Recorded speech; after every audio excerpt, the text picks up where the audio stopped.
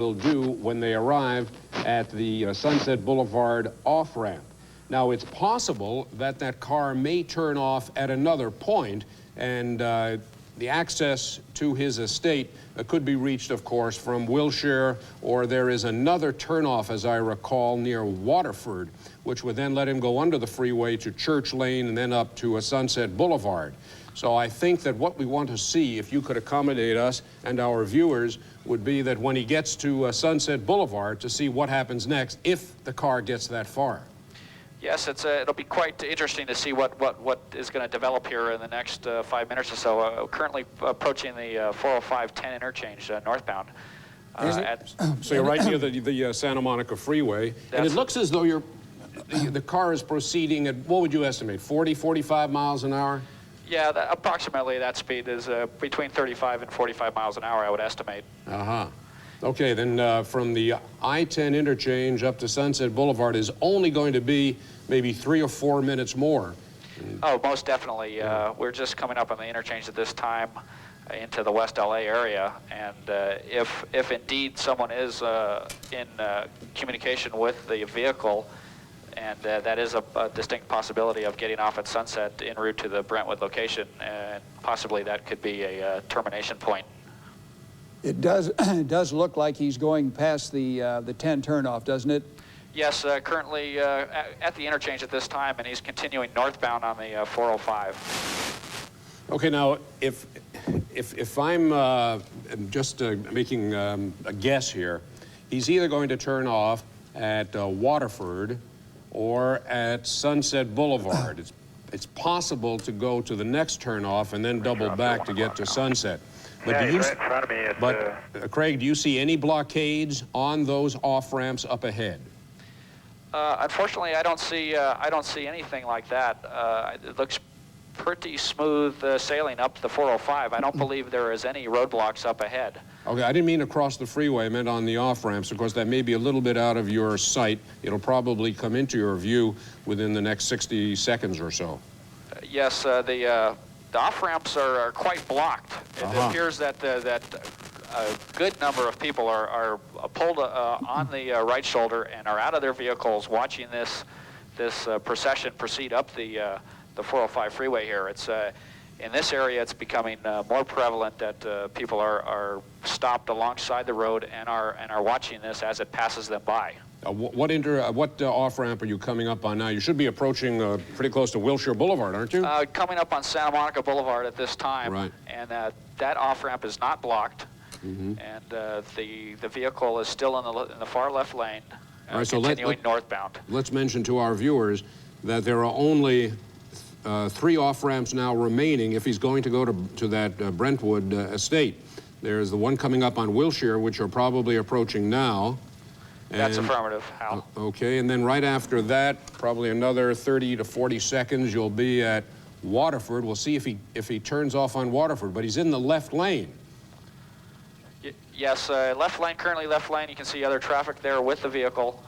The left lane and the other traffic are pulling off to the right shoulder at this time, ahead of the vehicle. Okay, now it's crucial to see if he starts moving over to the right lane. It doesn't appear that will be the case due to the number of vehicles blocking those right lanes. Craig, Eric Spillman is right there at the intersection of Sunset and the 405. Eric, can you read us? Go ahead and tell us what you see. Well, first of all, we're just coming up. We're going north on the 405. We're coming to Sunset Boulevard right now. And I can tell you that I have seen CHP officers stopping people from getting onto the 405. The southbound 405, as you know, is a parking lot with everybody stopped and out of the cars looking, waiting for this chase to come. But the Sunset Boulevard off-ramp is open, and it appears that they think that he might get off here. The whole way going north along the 405, it is an amazing sight. Along the right-hand shoulder, people people have pulled over, many of them carrying signs such as signs reading things like "Save the Juice," "Go OJ." People are literally cheering him on as he travels northbound on the 405, and we can only assume that he plans to get off at Sunset and go towards perhaps his home. All right, now, Eric, do you hear us? Yes, I do. Yeah, we have been speculating that he would get off on Sunset. He must be approaching you right now. He is still in the far left lane. We'll let you know if he starts moving over into the right lane. Now, remember, there's an exit on that freeway right past Sunset Boulevard. I believe it's Moraga Drive. There is. When you come to the Sunset Boulevard overpass over the 405, it is crowded with people who are outside on the bridge. He's moving over now, Eric, moving over to the right, which means he may take that Sunset Boulevard off-ramp. He's now moving over to the right lane. Go, follow him. Craig, are we approaching Sunset Boulevard Go, now? follow him. Yes, we are, Hal. Okay, we're approaching Sunset Boulevard. There's a crowd of people who are on the bridge here watching right lane again. as he approaches the Sunset Boulevard. All right, Eric. It looks off-ramp. like there's a... Eric, it appears now as though he is getting, as I recall, there are two lanes on the Sunset Boulevard off-ramp. He is in one of them, and that's the lane he would be using. Looks like he's getting off there. Okay, Hal, it looks like he is getting off at the off-ramp at Sunset Okay. here. Right. Okay. Getting off, he's on the off-ramp now, coming up the off-ramp at Sunset. Lots of people at the overpass at Sunset, and possibly here will be a westbound turn en route to Brentwood. That's It right. looks like he's in the left lane now. Yeah. Making a left turn. The intersection's free and he's clear, and now making his left turn westbound on Sunset. All right. He must have gone right by you, Eric. Well, he has, and we're staying ahead of it. We're going to his mansion, believing that he's going there, but it was an amazing situation on that overpass there. There were people running around on top of there. I don't know how he's going to be able to drive through all those people. All along Sunset Boulevard, there are people stopped as well ahead of the chase. We can only assume he's going to his home on Rockingham in Brentwood. Okay, Eric, that's exactly what had happened. He did take that Sunset Boulevard off-ramp, as we had speculated, and now he is proceeding west on Sunset Boulevard. He just went past Woodburn and will be approaching Barrington Avenue. And there's a red light at Barrington. There are lights on this. I don't know what he's going to do, how he's going to respond to traffic lights. He hasn't had to cope with that, but there's quite a lot of traffic lights. We're hearing the sirens behind us now. He is right behind us. We're hearing the sirens. The police have their sirens on. Both sides of the street have pedestrians. All right, They've just passed us at Barrington. He just went past Barrington. Just passed us at Barrington, followed by the sheriffs. They're Orange County Sheriff, Santa Ana police officers who are in pursuit. Okay, Eric, it's only now probably 3 minutes at the most, I would say, to his home in Brentwood. That's right. His home west of the 405 on a street called Rockingham. Right. He will have to make a right turn onto Rockingham, and that is where his mansion is. It looks like there's at least 10, well, maybe not 10, but 7 or 8 Santa Ana police, Orange County sheriffs, and highway patrol officers following him, as well as regular private citizens on motorcycles who are following this chase now. And we're right behind them. I know, how far behind the Bronco are you, Eric? I'd say we're less than a mile behind. Okay. What's going to happen is that street, Rockingham, is a very, very narrow street. It's going to be interesting to see how that's going to work when he tries to make that right turn onto Rockingham and go up towards his mansion. The mansion itself is about a mile or so up Rockingham on the right-hand side. Yeah, that's right, Eric. And also, once again, if we can continue to speculate, it will be interesting to see if he is allowed to go into the mansion itself or whether he will be stopped short of it. That's a good question. Remember, there are people there in that mansion, and I don't think law enforcement wants any kind of siege to take place. Then again, it is possible he may have said on the phone, all I want to do is see my mother and children, and then I will surrender. So that is also a point for speculation, too. It's hard to say what in the world is on his mind at this point. That's right. but he is getting very close to Rockingham. We're getting very close. He's going to be making that turn very soon. There he goes. Okay, he has made a turn. Yeah, he's off Sunset now. He did not make a turn on Rockingham. He turned on a street called, hang on, Bristol Circle, I think. Yeah, Bristol Circle North is where he turned off of Sunset. Yeah, he'll make a left turn now to get over to his street, which is Rockingham. This is the back way that you can get to his mansion. That's right. Okay, we're following not only black and whites with their sirens on and their lights flashing, but again, there's about 10 private citizens on motorcycles who have joined the pursuit as well. And we can Very see close to the house now, very, very close. We're right in the neighborhood. We are right on the block where his house is. Okay, and he is pulling in to the driveway. Coming around. Someone is going to the door right now, Eric.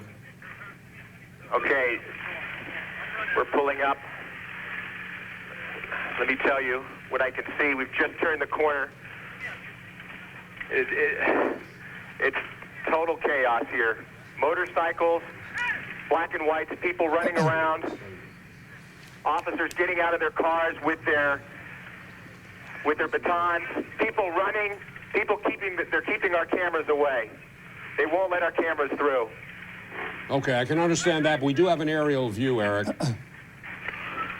Okay, we're gonna show you a picture from the ground here as soon as we can, but the sheriffs are not letting us get up close enough to actually see what's going on with the naked eye. So you have the best viewpoint from the helicopter there. They're That's stopping right. us. Is that something out of this, pointed out of the window there, Hal, on the passenger side?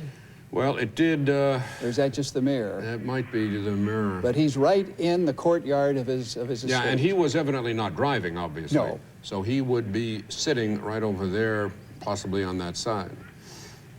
But the gates were open, he went right through, someone came up to him and then was chased away by whoever the driver was, and two uniformed officers or uniformed men came up and pulled him away, flashing lights on both sides, and we are right here at a standoff. Now there's a big crowd here developing as well. All the people who were chasing him have now stopped here. Well, we will stay right on that Ford Bronco, and we will be waiting, just as everyone who is watching with us is waiting to see what happens. There's a reflection of light on the windshield, so you really can't see into the driver's seat. We must recognize the fact also that we're dealing here with so many variables, so many imponderables, the state of mind of O.J. himself, what he has said on the phone when talking to other people, perhaps law enforcement. It's very, very difficult to figure out just what the next move is going to be. Craig, what do you see from up there in the your pilot's position? Well, Stan, we've got the vehicle in the driveway with flashers on. Someone approached the vehicle initially and then believed the security guards or police officers pulled him away from the vehiil.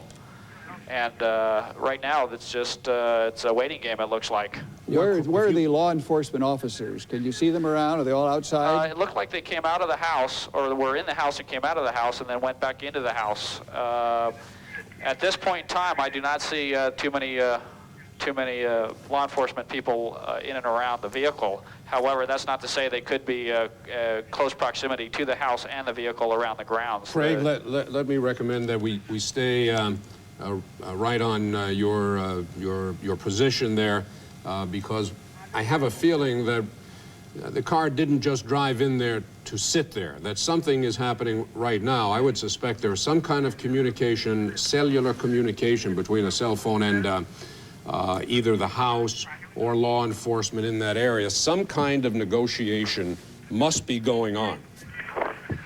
Yeah, I would assume that would be a good analysis of the situation. Here right now, it appears that to resolve this possible conflict here, that communication would take place, so everybody would know what was going on, so there would be no unexpected surprises to cause some problems. Yeah, we don't want to just guess at what might happen, because we don't know any more than the viewers who are watching with us, or than you do sitting up there. And I think the best thing we can do is just watch and wait and hope that this is resolved with a peaceful resolution. Hal, we just got some information over our radio. The police helicopter is requesting us to gain an altitude because of the number of helicopters over the scene here is interfering with voice communications with the vehicle, and there appears to be negotiations going on from the vehicle with either obviously I would speculate a cellular phone, as you mentioned earlier. Right. Okay, well, if you can gain altitude, we certainly want to cooperate in that respect, not endanger anybody. And as we say, we hope that this will end peaceably, but we'll see what happens here. We'll stay on that Ford and see what happens. But I do suspect that there are negotiations going on right now. And the fact that the officers of the scene have kind of stayed the other side of the wall, there's no one rushing or standing around, just the white car sitting there in the courtyard. Yeah, I think his motivation, he said, was to see his mother, who was at the estate, and perhaps the children. Now, the children may not be there. We don't know that. Maybe they're being brought there, and there may be some kind of negotiation that perhaps if he could see his mother and the children and make some statement perhaps, or talk to them, that maybe then there would be a surrender to the police. Did you gain altitude? Are you up at a... Yes, Hal, we sure did. We're about 2,100 feet above the scene. Okay. That's mean sea level, which puts us up about 1,500 feet above the ground. You still have an excellent picture, and we can see everything going on at that point, Craig. Yes, this excellent vantage point from this location. As you can see, as details develop here, we should be able to see quite clearly what will take place. O.J. Simpson wrote a letter to his children and to his mother and then to his friends. And his attorney... Yeah, that letter was read this afternoon, and what it did was to proclaim his innocence. He claimed that he was innocent innocent of the charges of murder in the first degree, 2 counts of murder in the first degree, with special circumstances. I think it's just a matter now of waiting to see. Do you see any other law enforcement activity in the area, Craig, as you look down? Yes, as you can see on the perimeter road here, there is quite a number of vehicles that were in the pursuit with the white Bronco. They have all positioned themselves around the house. And I suspect that there are quite a number of officers surrounded the house at this time. There were evidently officers inside the house also. Yes, that's what appeared as we came up. Someone approached the vehicle initially and was pulled away from the vehicle by what it looked like some sort of officers. I could not tell their uniforms. You know, Craig, to put it in one kind of perspective, the belief earlier was, when the letter was read at his attorney's office, at Mr. Shapiro's office, the view was that he was a fugitive from justice. Well, he is not a fugitive in one respect anymore. We know where he is, and he is, there was speculation he might be out of the country, he may be hiding someplace. That is not the case anymore. That situation has now changed. O.J. Simpson is back at his home, and this is not a friend's home or any secondary home. This is his primary residence. Where he has been all day is difficult to speculate. He was out in the valley, then down in Orange County, and now he came back up the San Diego freeway and has come home again. I doubt that he will be leaving again. The police now know where he is. We have found him. The door is opening, and let's see what happens now. We'll watch with you. This is the driver's side of the vehicle. Okay, someone just got out of the vehicle, approaching the front door, dressed in black, and entered. Looks like they entered the front of the house there. Possibly O.J. Simpson at this point in time. From this vantage point, it was difficult to see or positively identify that individual. In the brief view that we had, whoever that individual was, whether it was O.J. or not, the person did not appear to be carrying a weapon. No, it didn't appear that at all, and in fact, they walked rather casually to the front door. So, Yes. so it'll be interesting to see what develops here. Yeah, the reason I mention that is because the reports were that O.J. did have a gun to his head as the car was driving up the 405 freeway. So there did not seem to be a weapon for that person who walked into the house. Right, Hal. We're going to reposition here and possibly get around to the other side of the vehicle so we can possibly see inside that open door. We're going to come around here and see if we can't get a different vantage point to possibly get some additional information. Now, the best we can determine, there is still one other person, at least one other person in that vehicle. Is that correct? At this point, from the information that I've gathered up to this point, it appears Right, now that someone has came just back. approached back to the vehicle and entered the vehicle. Let's see if we can't get around this tree here. Maybe you can come back the other way so we can... A civilian. Okay, that is the man that got out of the car. That presumably is Al Cowlings. From this aerial shot, it looked like that man is bulkier and stockier than O.J. Simpson is. But they are pretty much, they're both big men. Mm-hmm. But that is the man who got out the driver's side door. We presume that to be Al Cowlings, who was driving. We're not sure at this point in that 911 call whether it was Al Cowlings who said that O.J. Simpson had a gun to his head, or whether it was O.J. Simpson himself saying that he had a gun to his head. One can assume, I think, rather safely that Al Cowlings is having a conversation at this point with somebody inside that vehicle, that someone, presumably O.J. Simpson, perhaps this is the conversation between two longtime friends that will resolve this odyssey this afternoon and this evening without any more violence, without any more bloodshed. This is just one of two different vehicles that authorities had been searching for today. They had also put out an all-points bulletin for Simpson. They were searching for this white Ford Bronco that belongs to Cowlings, and also Simpson's black Mercedes. There's been no sign of that whatsoever. So it appears if the two are in this vehicle... Now, that, Al Cowlings, we believe that to be Al Cowlings, holding his hand up, his palm up, perhaps toward the police officers behind him, pointing toward the front door to O.J. Simpson's home, obviously having a conversation with someone inside at this point. Now, unfortunately, now Al Cowlings is the man we believe to be Al Cowlings, is obscured by that tree, but... As you can see, obviously they're negotiating and talking to police officers. to police officers that are in the house. Back to the vehicle, so it appears that someone else is definitely in the vehicle. Yes. And there's an intermediary there discussing things with the police.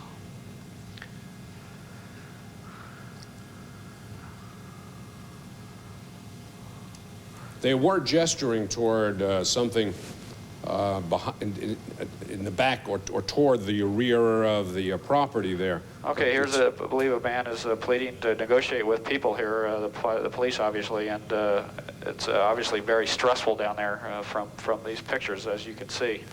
A very delicate situation taking place as we watch here.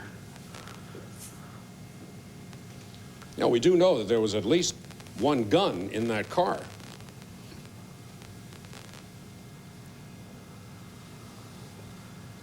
It would be very interesting if anybody on the ground would possibly able to get some audio here of this gentleman.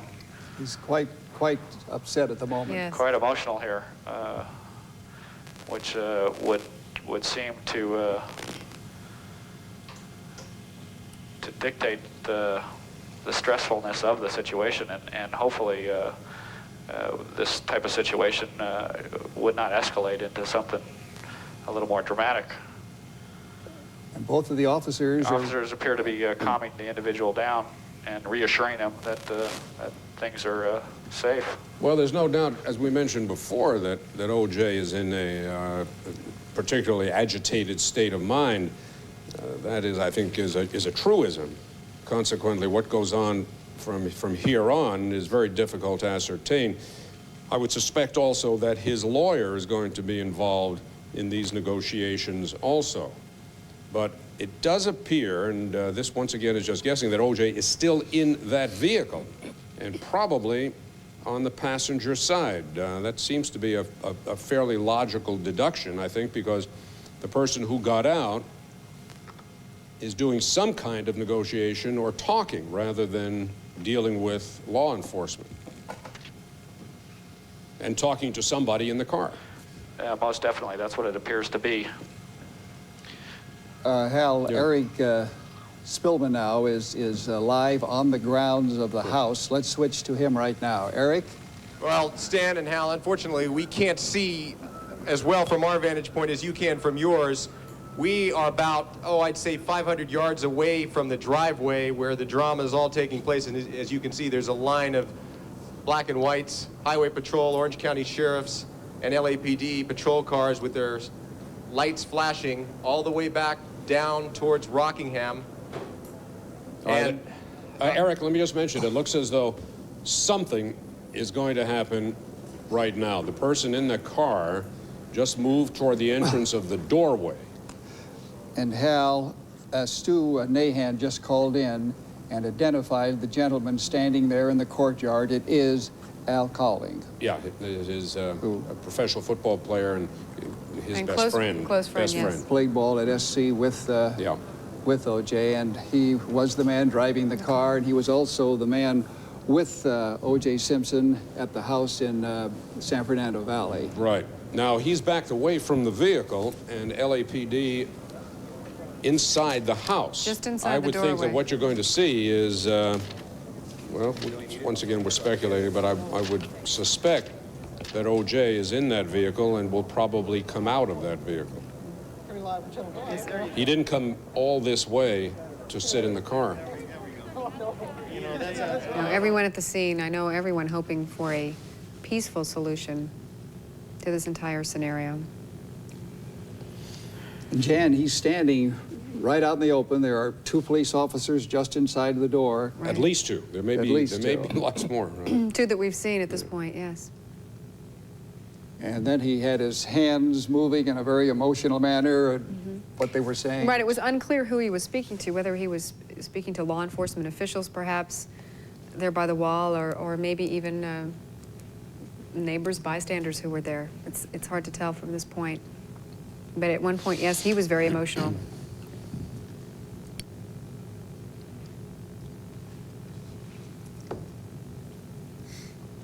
Copter picture acting up a little bit here, but they'll have that stabilized. in Yeah, just a that moment. only lasts for a couple of seconds. A little bit of noise in the picture, but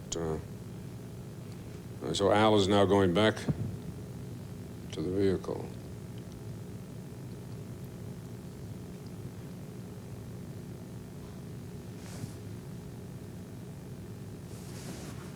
Critical, as we pointed out before, is the fact that they believe that any type of intrusion, especially by the media, could trigger a confrontation, could trigger something to happen. If you look ahead of me here, I'm not sure if our photographer can get a shot here, but Steve, you can pan off to the right. If you can pan right, Steve. Al, I think we're going to stay with our helicopter picture. If you just describe for us what you're seeing. Okay, now we've got a split screen and we can see what you're talking about, Al. Okay, very good. As I said, nothing apparently from the house, but what you had seen before. Okay, Al, to just update you and the rest of our viewers, the man we believe to be Al Cowlings. This is Larry King in Washington at CNN Studios, staying atop this scene for you now through Fox 11. We have just been told that two photographers who tried to run across the lawn have been arrested by the police. We have affirmed that Al Cowlings is apparently negotiating. He was the driver of the car, the longtime Simpson friend and teammate at USC. There are police in the doorway. This is the driveway to the O.J. Simpson house in Brentwood. He's driven through 2 counties, and we followed him all the way. That's a police car behind him. And O.J. is in the car, apparently. Cowlings is now either by the door. Let's go back to Channel 5's coverage, KTLA. back behind the yellow tape. They're so far away that they're not seeing anything. They're being kept back by police. We have seen a number of police officers going in, looking as if they were SWAT team members, people wearing the bulletproof vests.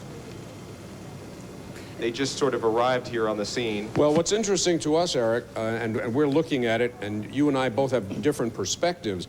What's interesting to us is that he is staying in the vehicle, not getting out. He obviously came back to his home to be at his home, to be in the home. That? But he's not in the home. He is staying in the vehicle at the present time. I suggest there's some quid pro quo here. There's something he is waiting for, so that he is going to stay in the vehicle and probably still has that weapon. They're going to stay in the vehicle until something happens. What that something is, we don't know. We can only speculate, but that, I suspect, is what's happening right now. He could be waiting, as we said before, Eric, for Robert Shapiro to show up on the scene. And then the three officers standing there with no protection in front of them, not apparently worried to the dangerous situation, but they've been out there negotiating, obviously, is what they're doing. Right, they've been speaking. There's been communication going on either between the police officer there and Al, or perhaps even OJ and the police officer are communicating at a distance, but within view of each other. You know, I'm sure that he has a cellular phone there, because we've been informed of that, and I'm sure that a lot of stuff's been going on over that cellular phone. That you can actually see the officers speaking. We see officers running in now. Yeah. 2 officers running in beside those patrol cars, wearing the bulletproof vests. You know, we do have to put in but police, according to the scanners, are listening to him. They've been very, very upset, of course, with all the helicopter traffic overhead, saying it's been extremely difficult to hear. I heard at one point they were yelling to try and get the helicopters out of there. I don't know what happened with that. But they are, according to the police scanners, talking to OJ on the phone from inside the house, trying to negotiate something. All right, Jane. Now, where are you in relation to Al Nipo, who's about a block and a half south of the house? I have no idea. I am, I would say, a block due east. Okay. And there's a big crowd here. Of course, people. I just don't know what to make of it. Jovial, laughing, running to the scene, having like a party. Well, and that's what Dr. Tom Linden, the psychiatrist we had on earlier. The man who's been talking to O.J. Simpson inside is, and we see police officers in the front door of the house now, Jane. Police officers standing there, openly standing there, right, talking apparently to the man who is sort of in the middle, literally, between O.J. Simpson and the officers. Officers at the top of your screen, O.J. Simpson in that vehicle at the bottom of your screen, and the man we believe to be Al Cowlings talking to both sides. It's interesting to note the way the 2 officers were standing there. We can assume that they're wearing any kind of bulletproof vest that they can, but they were not in a way protecting themselves. They were basically just standing there almost casually talking to the driver of that vehicle. Al Cowlings looks like he is still attempting to talk to them and relaying perhaps some information to Simpson, believed to be also in that vehicle there. Going back to what Dr. Linden was saying, is that it might be a very natural human reaction to want to stop and wave to a man who is in deep, serious trouble, not only legally, but obviously psychologically as well. But Dr. Linden pointing out that that was probably the worst possible thing that any one of us could have done, because while we meant it as a show of support and sympathy, it might well be the agitation factor. Yes, go ahead, Jane. It appears, from what we're hearing on the scanners, they are trying to put a phone call, perhaps, from O.J. through to his mother. They're trying to arrange that right now. Jane, is there an indication that his mother is in the house, or is she somewhere else? I get the feeling she's not there by the way they're talking. Okay. We should point out that Mrs. Simpson lives in... about that, Chris. You know, some of this is spotty and... Right. Well, she lives in San Francisco, but she obviously was down here in Southern California yesterday for the burial of her former daughter-in-law, Nicole Brown Simpson, and we had thought perhaps that she was staying at her son's home before journeying back to San Francisco, but perhaps she has already left. The indication being now that they are trying to hook up a police, or a telephone patch, that is, between O.J. Simpson on the cellular phone in that white Bronco parked in his own driveway in Brentwood, and his mother. In case viewers are perhaps just joining us, we should perhaps let them know what has led up to this. At about 6:45, this white Bronco was spotted driving along the I-5 freeway Authorities started following that vehicle. They figured out that it was the vehicle they'd been searching for, the Ford Bronco that belonged to Simpson's longtime friend Al Collins. They had followed that on the I-5 to the 91 freeway, then to the 405 freeway. It exited Sunset and went directly to the home of O.J. Simpson. Al Cowlings has just walked from the driver's side of the vehicle back toward the front door of O.J. Simpson's home. As Jane Wells was telling us, the police are trying to work out a phone contact between O.J. Simpson and his Chris, mother. actually, if you can hear me, Chris. Yes, go ahead. They're trying to get the phone number. They're trying to get the phone number so they can hook it through. Okay. Again, we have more people running down the street here. Now, there are a number more police officers, Jane, and I'm not sure what you can see from your vantage point, but a number of police officers standing a little more openly now than they had been, although they are on the street side of a hedge that surrounds O.J. Simpson's property, and it is starting to get dark. Well, I don't have a visual on the house. Okay. We're a block away. All right, there. But I'm glued to my scanner here There because you that's see- the best information I'm getting. There you see the entire neighborhood, Rockingham Court, north of Sunset Boulevard in Brentwood. As dusk starts to fall, another news helicopter going through the camera, or the scene there. The police... Courtyard empty and 4 men talking in the doorway. Well, it's going to be getting dark pretty soon. The sun sets, I believe, around 8:04 today. It's 8:20 now, so the sun, well, it's 8:18 I have, so the sun set about 14 minutes ago. We have with us over here John Duncan with the LAPD Public Information Office. Can you tell us what's going on over there? Is there a negotiation taking place? We're not going to discuss what's taking place here at this time. We'll get back with you in a little bit. You're just going to have to bear with us. It's a real sensitive point in this thing, okay? Okay, officially, we're not finding out anything from the police department on what is happening. That's John Duncan. He's with the LAPD Press Relations Office.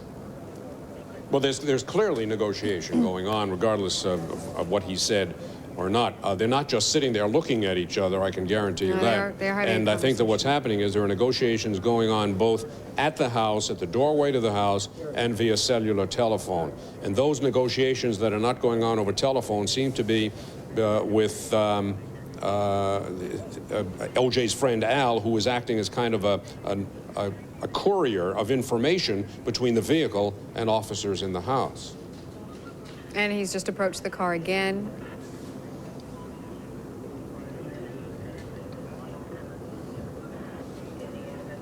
And as of yet, we've been unable to identify the man in street clothes there, and the tie and the shirt, standing in the doorway with the officers. It's unknown who he is.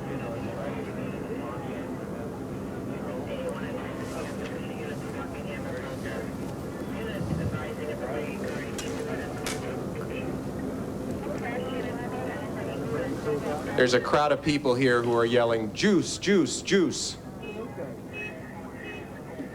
How many folks are would you estimate are locals there, you know, neighbors, and how many are from the... I don't think there's a whole lot of locals here. These are people who watched the drama unfold and then followed it to this point. A lot of them were on motorcycles. That's interesting. Where did all the motorcycles come from? Well, I don't know, but there was a whole bunch of them who were following. I guess it was easier for them to maneuver, and they just kind of zipped in and out of traffic and followed the pursuit to this point.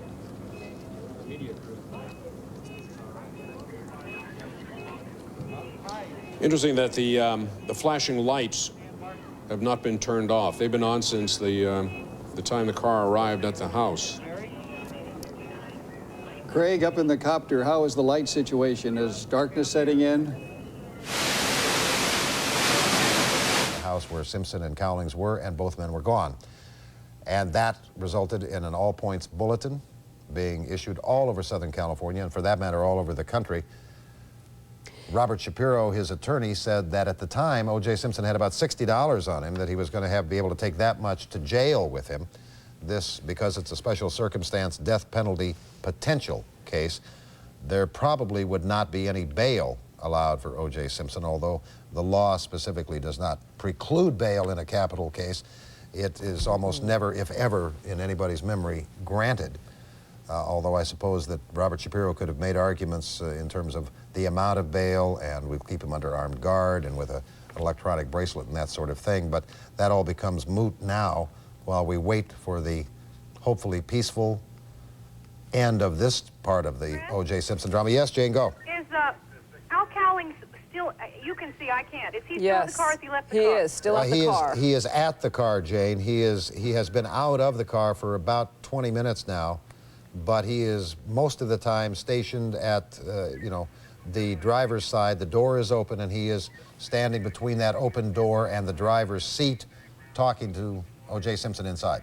Okay, because they had been talking about trying to get him out of there. From the picture that we see right now, Jane, we can see that Cowlings is still at the vehicle. It looks like he is still relaying messages. It looks like right now, although it is getting darker and harder to see from our Sky 11 picture, we can see that Cowlings, a very tall, a large man in a black outfit, is talking perhaps to Simpson in the car, and then has been going back and forth to the house or making gestures back toward the house where authorities are and family members are. So yes, he is still there. And there are still police officers in the front door. Jane, let me ask you, when you said they are talking about getting him out of there, based on your listening to the police scanner, by him, do they mean Al Cowlings out of there, or do they mean O.J. Simpson out of the car? Cowlings. They wanted to get Cowlings away from the scene. But I don't want to, I really don't want to go too much into what they have been talking about that way. And let me assure anyone that at the point that the authorities deem that any of this coverage is detrimental to their efforts to get O.J. Simpson out of that car safely, it's not only safely for O.J. Simpson, of course, but safely for the police officers, the police negotiators, Simpson family members, anybody out there. The instant that the authorities believe this coverage is detrimental, then we will stop this coverage. This is certainly a bizarre turn of events for this evening. Around 5 o'clock, it was when Simpson's attorney had held a news conference saying he had no idea where his client was at that time. A friend read a letter that almost came off as a goodbye type of letter, with Simpson saying he had nothing to do with the murder of his wife, his ex-wife, Nicole Brown Simpson. He also wrote at the end, "Don't feel sorry for me. Thanks for making my life special. I hope I helped yours. Peace and love." He says he's had a great life, great friends. It was a handwritten letter. He said, "Please think of the real O.J. and not this lost person." And perhaps that is what many people were thinking as they watched this white Bronco drive by on the freeway. And they were stopped waving their arms and cheering and waving to the vehicle that carried O.J. Simpson, we believe. Getting rather dark now. Remembering the O.J. Simpson that we all knew and loved as a hero. Getting very dark now in Brentwood. We do see a man in what appears to be a white shirt, sort of lounging against the door jamb, the front door to O.J. Simpson's house. The last time we saw that doorway, there were some uniformed police officers standing there rather nonchalantly. And it's getting dark now to the point that it's very difficult to tell what's going on, particularly with Al Cowlings wearing dark clothing. It's becoming difficult. And obviously the police want to keep the agitation factor down. There are no, as you can see that, no external lights on the property, although certainly there are floodlights on the landscaping in O.J. Simpson's estate. And it looks almost as if they have turned the lights off on that police car that was behind the Bronco in the driveway from the instant that the Bronco pulled into O.J. Simpson's driveway. That police squad car had its headlights flashing as well as its signal lights on top on the light bar. And it's difficult to tell now whether the signal lights are still going, but the flashing headlights appear to have been turned off. Chris? Yes, Jane, go. Well, the radios are very quiet right now. Interesting, often I guess what happens with these things, apparently police, LAPD had a cell phone that was provided to them, and they don't know their own phone number, and they've been trying to dig that phone number up. I suppose so somebody can call them. So you don't know at all, Jane, if they were able to get through to Simpson's mother as they were trying to do?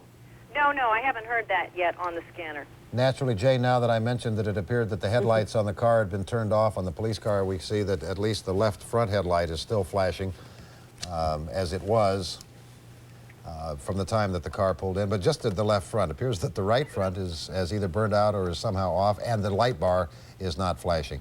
There is not very much light there at all. We're continuing to have people come into this neighborhood, a lot of young people. Oh, hold on. Okay, Jane. This is Jane Wells monitoring police scanning, the police scanner, police radios. They are saying that he is attempting to phone them, but is having trouble doing it. Okay. Maybe Simpson? that his battery is dying. Well, we can understand what... Simpson is attempting to phone them, Jane, phone authorities? Yes, phone back, I assume, and you know what happens when you do that, that he is trying to phone them back in the house. Always, and this is something we need to point out, the very fact that O.J. Simpson is talking, not only with the authorities now, or at least trying to talk to them now, but the 911 call he made earlier, that is a very hopeful sign for a police negotiator to hear some clue and some hint, get the idea that in this case it's O.J. Simpson, but that someone is willing to talk and wants to talk. Interesting to note, Jane was saying how there were people moving into the area where she was, which is a little ways from this house. It's a very calm scene as you're looking at this Sky 11 photo of the Brentwood mansion of O.J. Simpson. Not a lot of movement going on there. Media and neighbors, residents, citizens have been kept and moved farther away from this scene as authorities are trying to deal with this situation here. Not a lot of movement by police officers either. You can assume that this is being dealt with through the negotiators at this point in time. Chris and Yes, Christine? go ahead, Yes, Jane. go ahead, Jane. Jane, go. They're now talking about trying to get another phone to Cowlings to give to O.J. Okay, Al Cowlings being used up to this point as a verbal intermediary, and now apparently as a physical one as well. Perhaps, as we sort of remarked a moment ago, perhaps the cellular phone in that Bronco has had battery problems. But Chris, they've also remarked that he appears to be in a rather emotional state, understandable. When you Okay. say he, you mean Cowlings? Cowlings. Okay. That's very understandable. The man has acted as a surrogate for O.J. Simpson at the funerals yesterday, has been his lifelong friend. They played football together at USC, went on to the pros, have been friends for 3 decades or more. And Al Cowlings is seeing his friend now threatening, at any rate, certainly by implication, to kill himself, and trying desperately to keep that from happening. Cowlings was with Simpson earlier today when they were at this undisclosed location with doctors and their attorney, Robert Shapiro.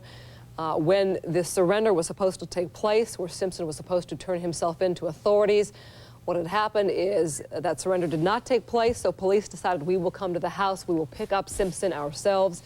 When they got there, Shapiro went to go get Cowlings and Simpson, who were in another room. The two had disappeared. They had been on the run ever since. Of course, it is illegal to aid a fugitive. Simpson was being called a fugitive all day long because he has been formally charged with the 2 murders. And so Cowlings and Simpson together have been on the run all day, with police searching for both of them and their vehicles. And it was not until Christine? sometime... Yes, go ahead. Well, just as a side note, the party atmosphere here on the side streets continues. We have people coming down with signs. One said O.J. is innocent. Somebody's got some music playing. People with their children are coming into the neighborhood. This is absolutely bizarre. Well, I think that certainly is a word that applies to this entire case from its beginning, Jane, and perhaps it should not have any other tag put on it than bizarre. Certainly a bizarre thing that has happened since this morning when O.J. Simpson and Al Cowlings disappeared. That was roughly an hour after O.J. Simpson was formally charged with 2 counts of first-degree murder. And all I guess we can say is to pass on to anybody who is contemplating going into the Brentwood neighborhood to be a part of all of this is that, number one, you'll get a much better view of it at home and listening Chris, to the reporters on the scene. Yes, go ahead, Jane. They just said they're on the phone with him now. Okay. Jane Wells on the ground in Brentwood, monitoring the police radios, telling us exactly as it happens what the police are saying to each other about the progress of things involving O.J. Simpson. But before we lose this point, let me make it one more time, and we can't make it strongly enough. Keep in mind what the psychiatrist said earlier on Fox 11, and that is to further agitate O.J. Simpson is extraordinarily dangerous, not only to O.J. Simpson, but to anybody and everybody around him. because someone who is suicidal can become quickly homicidal, and that means that there are his dear friend Al Cowlings, police officers round and about, as well as O.J. Simpson himself. So if you have the urge to go into Brentwood for some bizarre reason to be a part of something, don't. Jane, I'm wondering, do you, listening to the scanners, are you hearing any mention of Robert Shapiro or Howard Weitzman, that is O.J. Simpson's current and past attorney? No, nothing about that. The only outside, of course, you know, police couch it as much as they can because they know we're listening. But no, the only reference to an outsider has been his mother. Again, they just came on the radio again and said all units were on the phone with him, and we are, quote, just moving forward. You know, Chris, you've had a much longer career than I. Some have talked about this being the most notorious case since the Lana Turner murder case where her husband was murdered by her daughter. This, to me, outdoes even that. I have never seen a story like this. Well, Jane, it's certainly in quote, modern Los Angeles, Hollywood, end quote, times, it certainly started out the equal of the Lana Turner, Johnny Stompanato, Cheryl Crane case of the 50s, where Cheryl Crane, Lana Turner's 14-year-old daughter, killed Johnny Stompanato, allegedly killed him, and did some time in the California Youth Authority.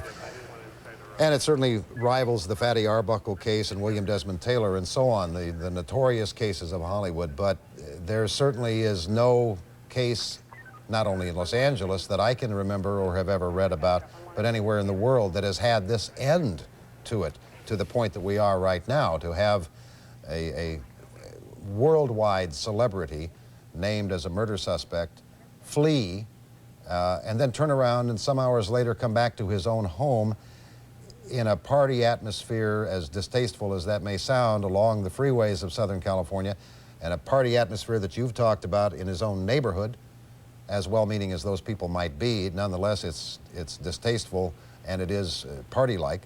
It's the most bizarre thing I've ever seen. Well, I mean, obviously, maybe some people would say I'm calling, you know, this is the pot calling the kettle black, because certainly all of us have been out in force monitoring this the whole way. But this is what I do for a living, and this is not something on a Friday afternoon that I would choose to do if I weren't working. And it just amazes me, the traffic on the freeway, people just, I can't tell you how many near accidents. If there apparently was one accident, people trying to scramble to join the procession. It was quite a scene, because also, Jane, as you were mentioning, people try to join the procession. When they would pass the ramps, you would see that cars had stopped on the ramps almost waiting for Simpson's vehicle to come by so they could get a look and perhaps a wave in. So it's been, as Chris kind of called it, a party scene the whole route. People, of course, can hear this on their car radios and find out which path they were taking and which likely areas they were going to hit next. But it's been that way. In fact, I saw one man with his T-shirt off waving it in the air. So there was some talk on the radio about either, and I couldn't tell which person in the car wants it. They want to make eye contact rather than phone, and it sounded to me as though it might be Cowlings they're talking about. I'll see if we get something more on that. I'll let you know. Well, Al Cowlings is certainly in a rough place. I mean, his dear friend is inside the car, threatening at least implicitly to kill himself. And on the other hand, you know, he's got police telling him to do this, that, and the other thing.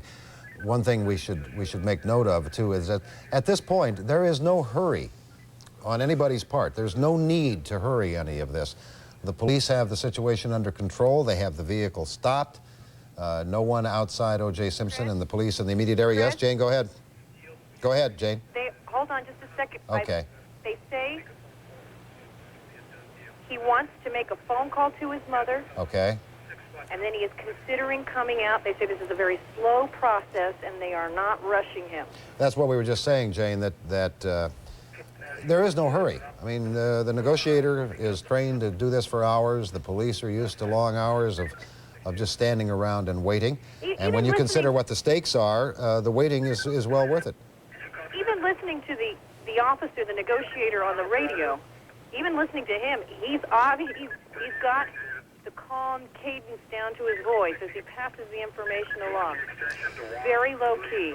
And he has to be, he's trained to be. Right, right. You know, and one of the things that negotiators have told me in the past that they're passing on at this point to O.J. Simpson is to just calm down, relax. We're here, we can talk forever. You know, there is no hurry. There's no time frame. There's no deadline here. Just relax. Take it easy. And since the police have control of the situation and control of the immediate environment, there is not the problem that it was on the freeway earlier in the afternoon and evening. Now that's under police control. It's getting more and more difficult to see what's happening there on the ground. That white vehicle you're seeing, in case perhaps you're just joining us, is believed to be the vehicle belonging to O.J. Simpson's dear friend Al Collins. Simpson believed to be in the vehicle, while Collins is on the ground talking to authorities who are in the house. Family members also believed to be in the house. We've been talking with Jane Wells, a reporter who is monitoring police scanners. She is getting information as to what's going on. Christine? Yes, Jane? They just went on saying they're going to receive somebody in the back. I'm not sure who that is. And yet he went on to say, we are continuing a conversation with productive dialogue. Now, you've been talking about Al Collins. We went to one of his, he has sort of a crash pad in Santa Monica where he occasionally stays. And we went there this afternoon and talked with some of the neighbors who describe him as the kind of guy who would give you the shirt off his back, a true friend, kind to strangers, just somebody who would do anything for you. Now, he and O.J. go back even before college. According to what I've been told, he was practically raised by O.J.'s family, so they have been friends, good friends, for a very long time. And in fact, the letter that was read during the Shapiro News Conference where he mentions Al, it said, man, thank you for being in my life. They are extraordinarily close friends, and it's interesting to note that this productive dialogue. Now, I'm assuming, Jane, that what they're... Yes. Heads up, I think we may have something. Okay. Jane Wells, listening to the police scanners on the ground in Brentwood. Very dark there now, but you see the police car with the flashing lights in the middle of your screen, the lower middle of your screen. It appears he wants to talk to somebody, perhaps calling from the car to the door or something like that. It's appearing that he wants... We may get something going here, but we may have movement forward here. Okay. As Jane had been saying earlier, he had been requesting to talk with his mother. Authorities were trying to get some kind of number, some kind of link up that way where he could talk with his mother. It is hard to see by looking at this picture here what's going on the ground, but we understand that paramedics are also being sent to the scene, perhaps as a precaution, just to be on standby. And there are a number of other police cars surrounding this home of O.J. Simpson. Very hard to see, though, with the picture the way it is, but we'll continue to bring you that information that we are getting here. His attorney, Robert Shapiro, said at that 5 o'clock news conference in Century City that O.J. Simpson had been suicidal all week, that a psychiatrist had been seeing him all week long since the murders, and that O.J. Simpson last night, when he came to this friend's home in the San Fernando Valley, instead of going to his home here in Brentwood, but when he went to the San Fernando Valley, the psychiatrist sedated him, this, of course, after the funeral for Nicole Brown Simpson in Orange County. Chris? Yes, Jane? Now getting into specifics again, it appears as though they are preparing for every eventuality now and him stepping out of the car. They are preparing for anything that may happen with the emphasis on on taking him into custody safely. They are making preparations.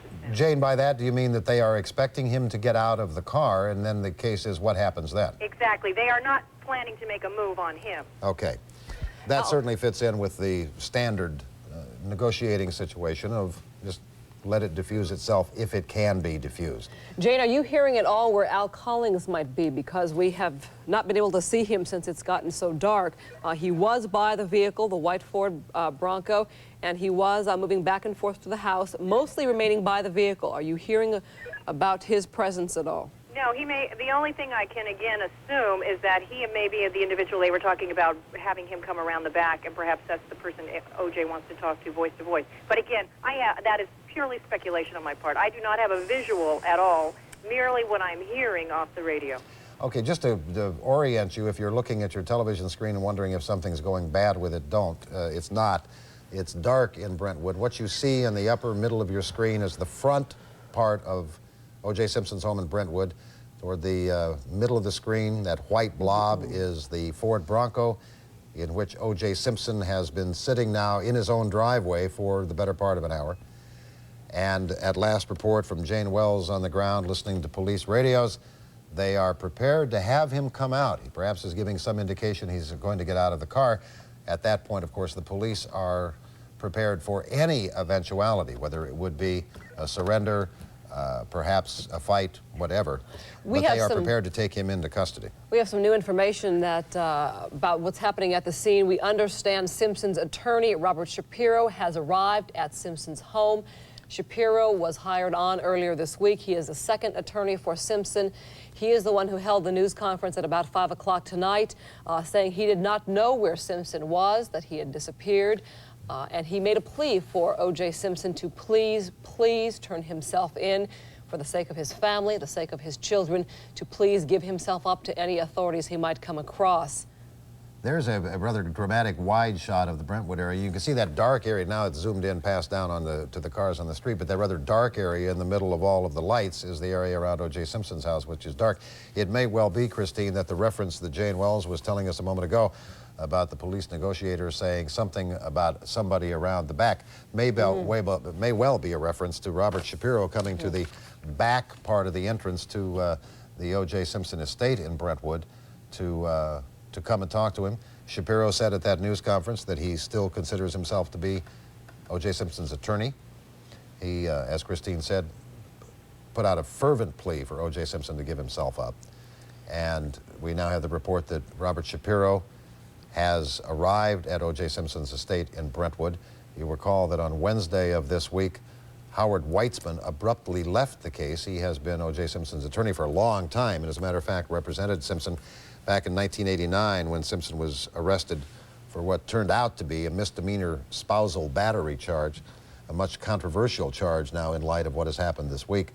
But Howard Weitzman dropped off the case, explaining that he was too close a friend of O.J. Simpson's and had too many other professional commitments to give the Simpson case the time and energy that O.J. Simpson deserved. So Robert Shapiro, another very well-known Southern California defense lawyer, signed on.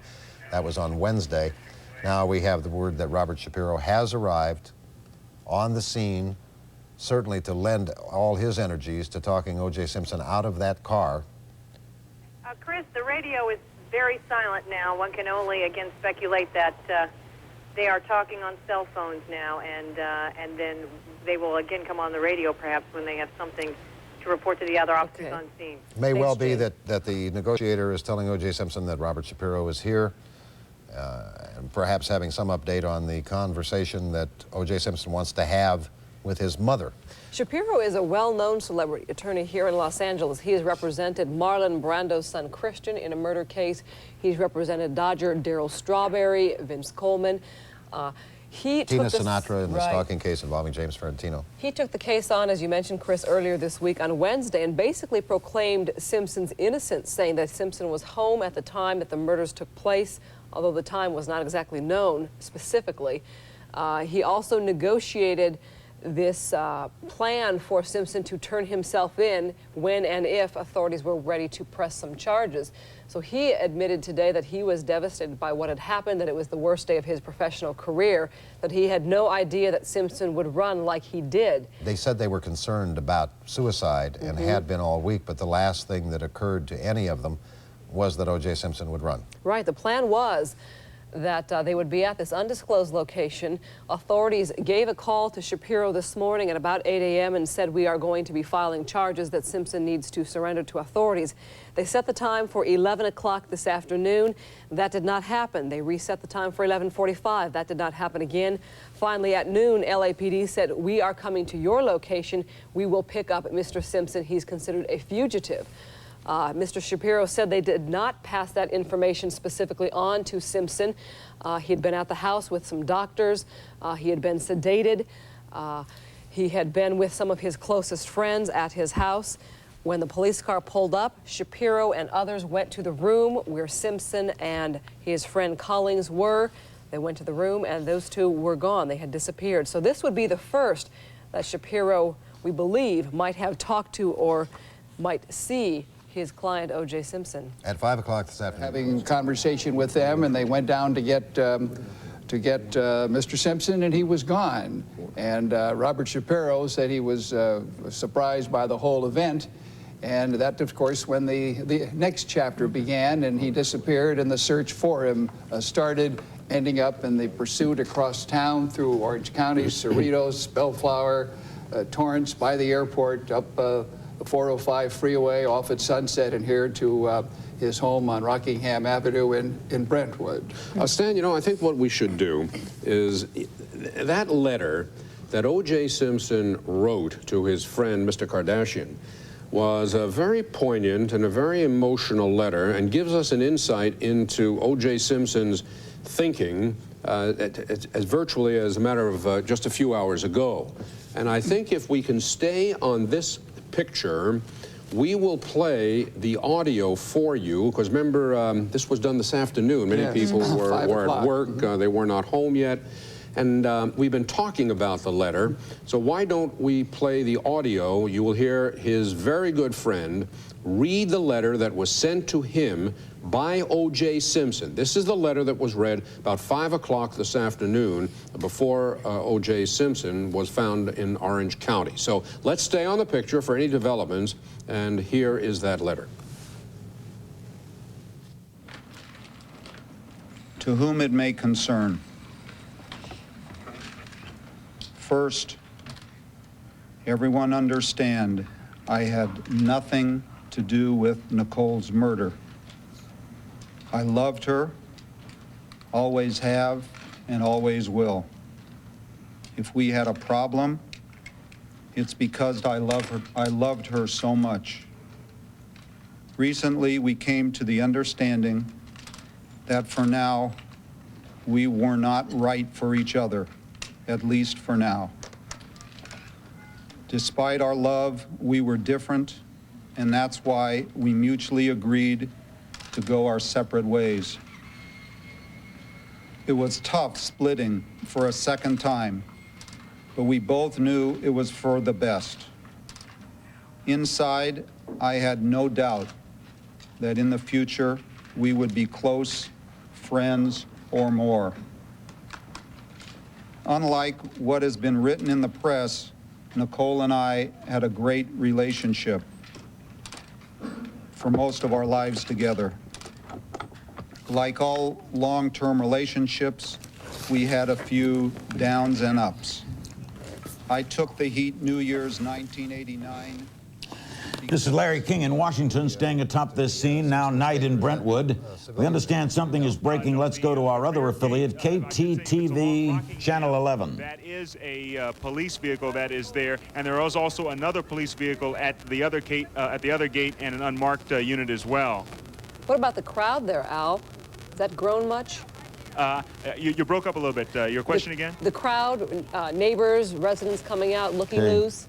They're still being kept about, I guess, 2 blocks away from the south. We have a little bit closer view, being only a block and a half, but as I said, still rather obscured. There has been, throughout this whole ordeal, there has never really been any real excitement except for the time that they knew that Simpson apparently was coming here. And as I said, they have been very easygoing. I should point out that perhaps 15 or 20 minutes ago, they did have a couple of fire department paramedics that were here just in case, considering there may have been any type of injuries, but they are kind of in a wait and see, as we are, as well as the police department, it appears. But as you pointed out, it seems as though we may be very close here to a resolution.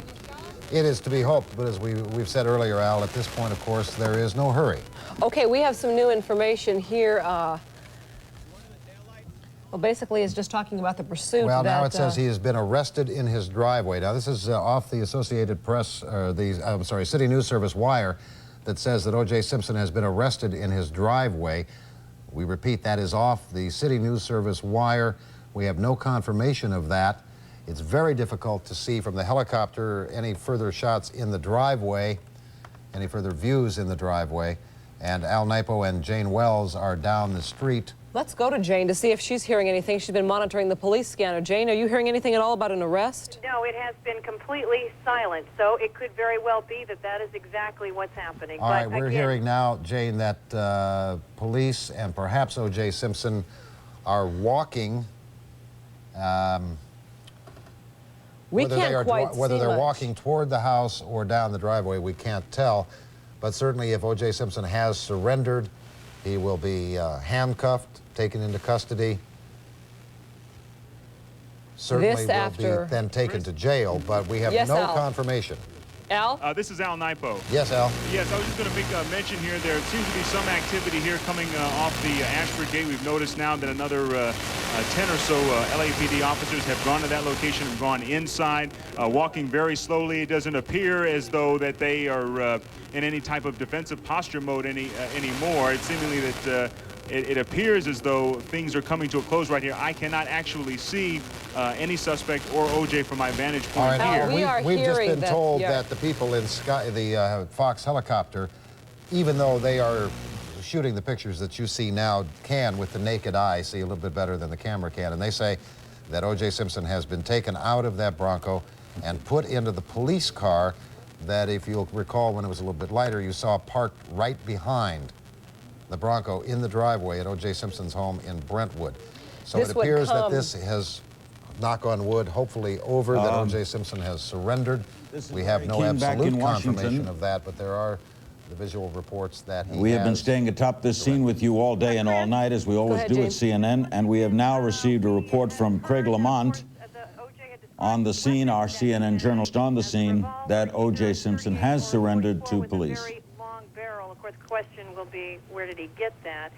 Police had been talking about securing all sides, and yet, in case he was going to run, they had taken that into consideration, and yet wanted to make sure that they weren't in each other's crossfire in case O.J. were to do something, well, suicidal. Jane, this perhaps has indeed come to an end. We are hearing from the police helicopter that was on the scene that O.J. Simpson is in custody.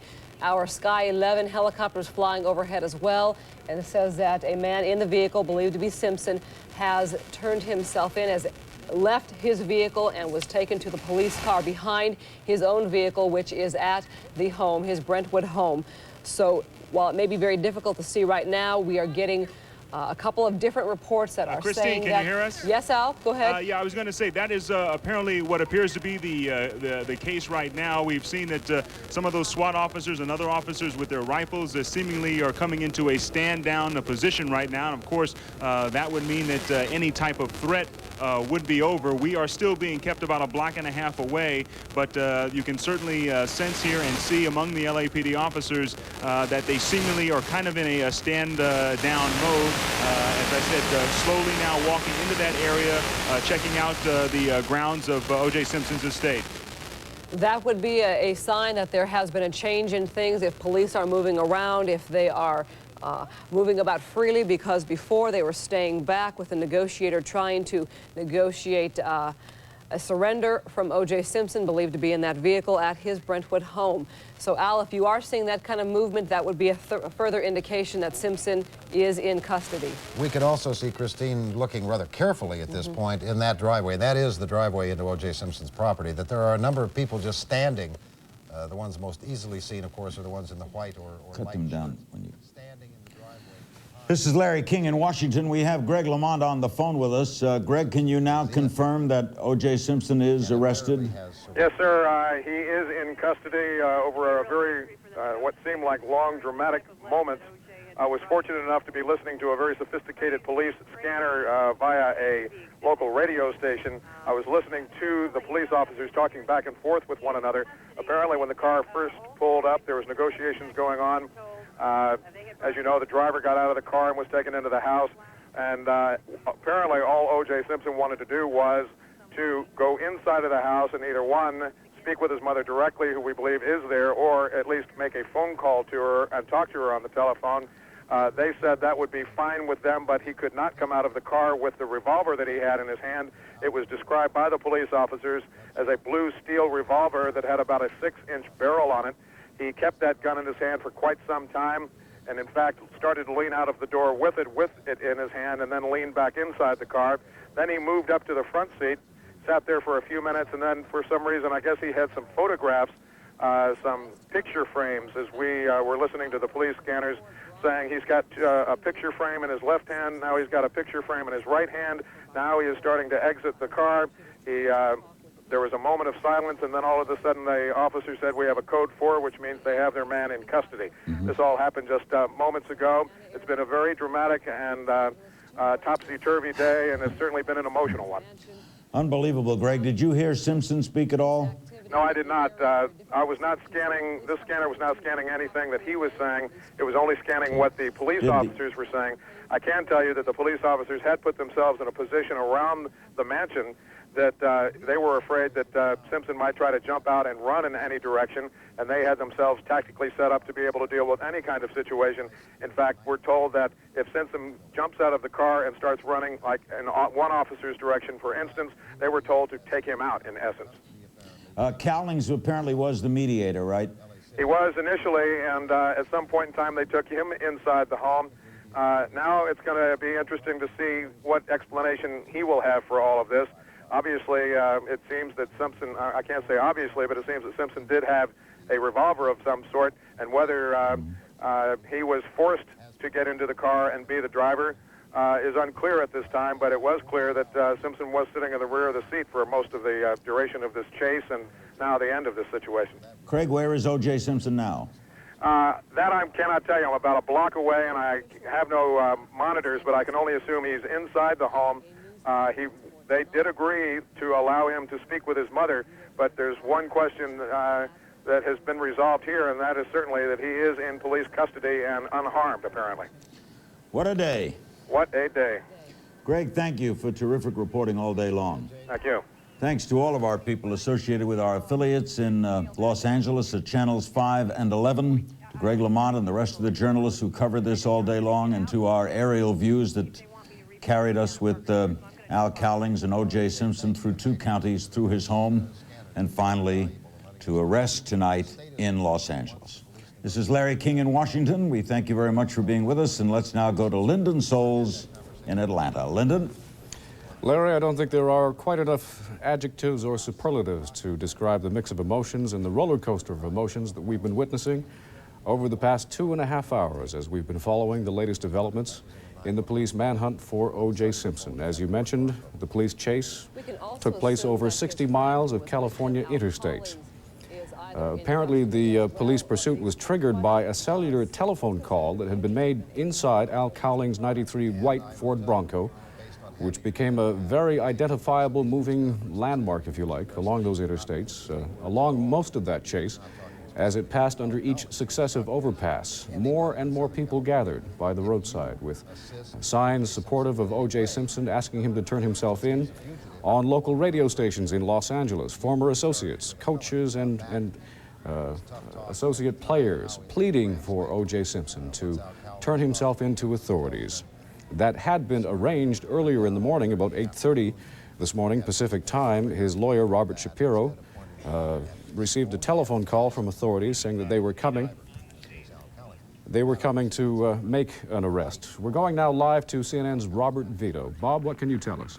Well, what we can tell you right now is that O.J. Simpson's sister, surrounded by probably a couple of dozen police officers, was just escorted from the house, which is about a block from me, down the street, and you could probably hear the people in the background. They were cheering her as she went through. It's still a circus atmosphere out here, which is, I think, to be expected, but at the same time sad, considering the circumstances. There are still scores of police vehicles. They finally have turned their bubblegum lights off.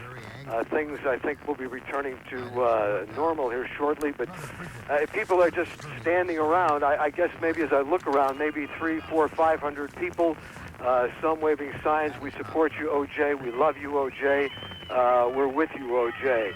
And police, as they try to move the crowds back, jeer the police officers. When television camera lights go on, the people jump up and down in front of the cameras. But anyway, the bottom line is, as we understand it, O.J. Simpson has been taken into custody. We don't know if his attorney, Robert Shapiro, was involved in the negotiations, but it was very sensitive. And for a long time, there were great concerns as to how it might end.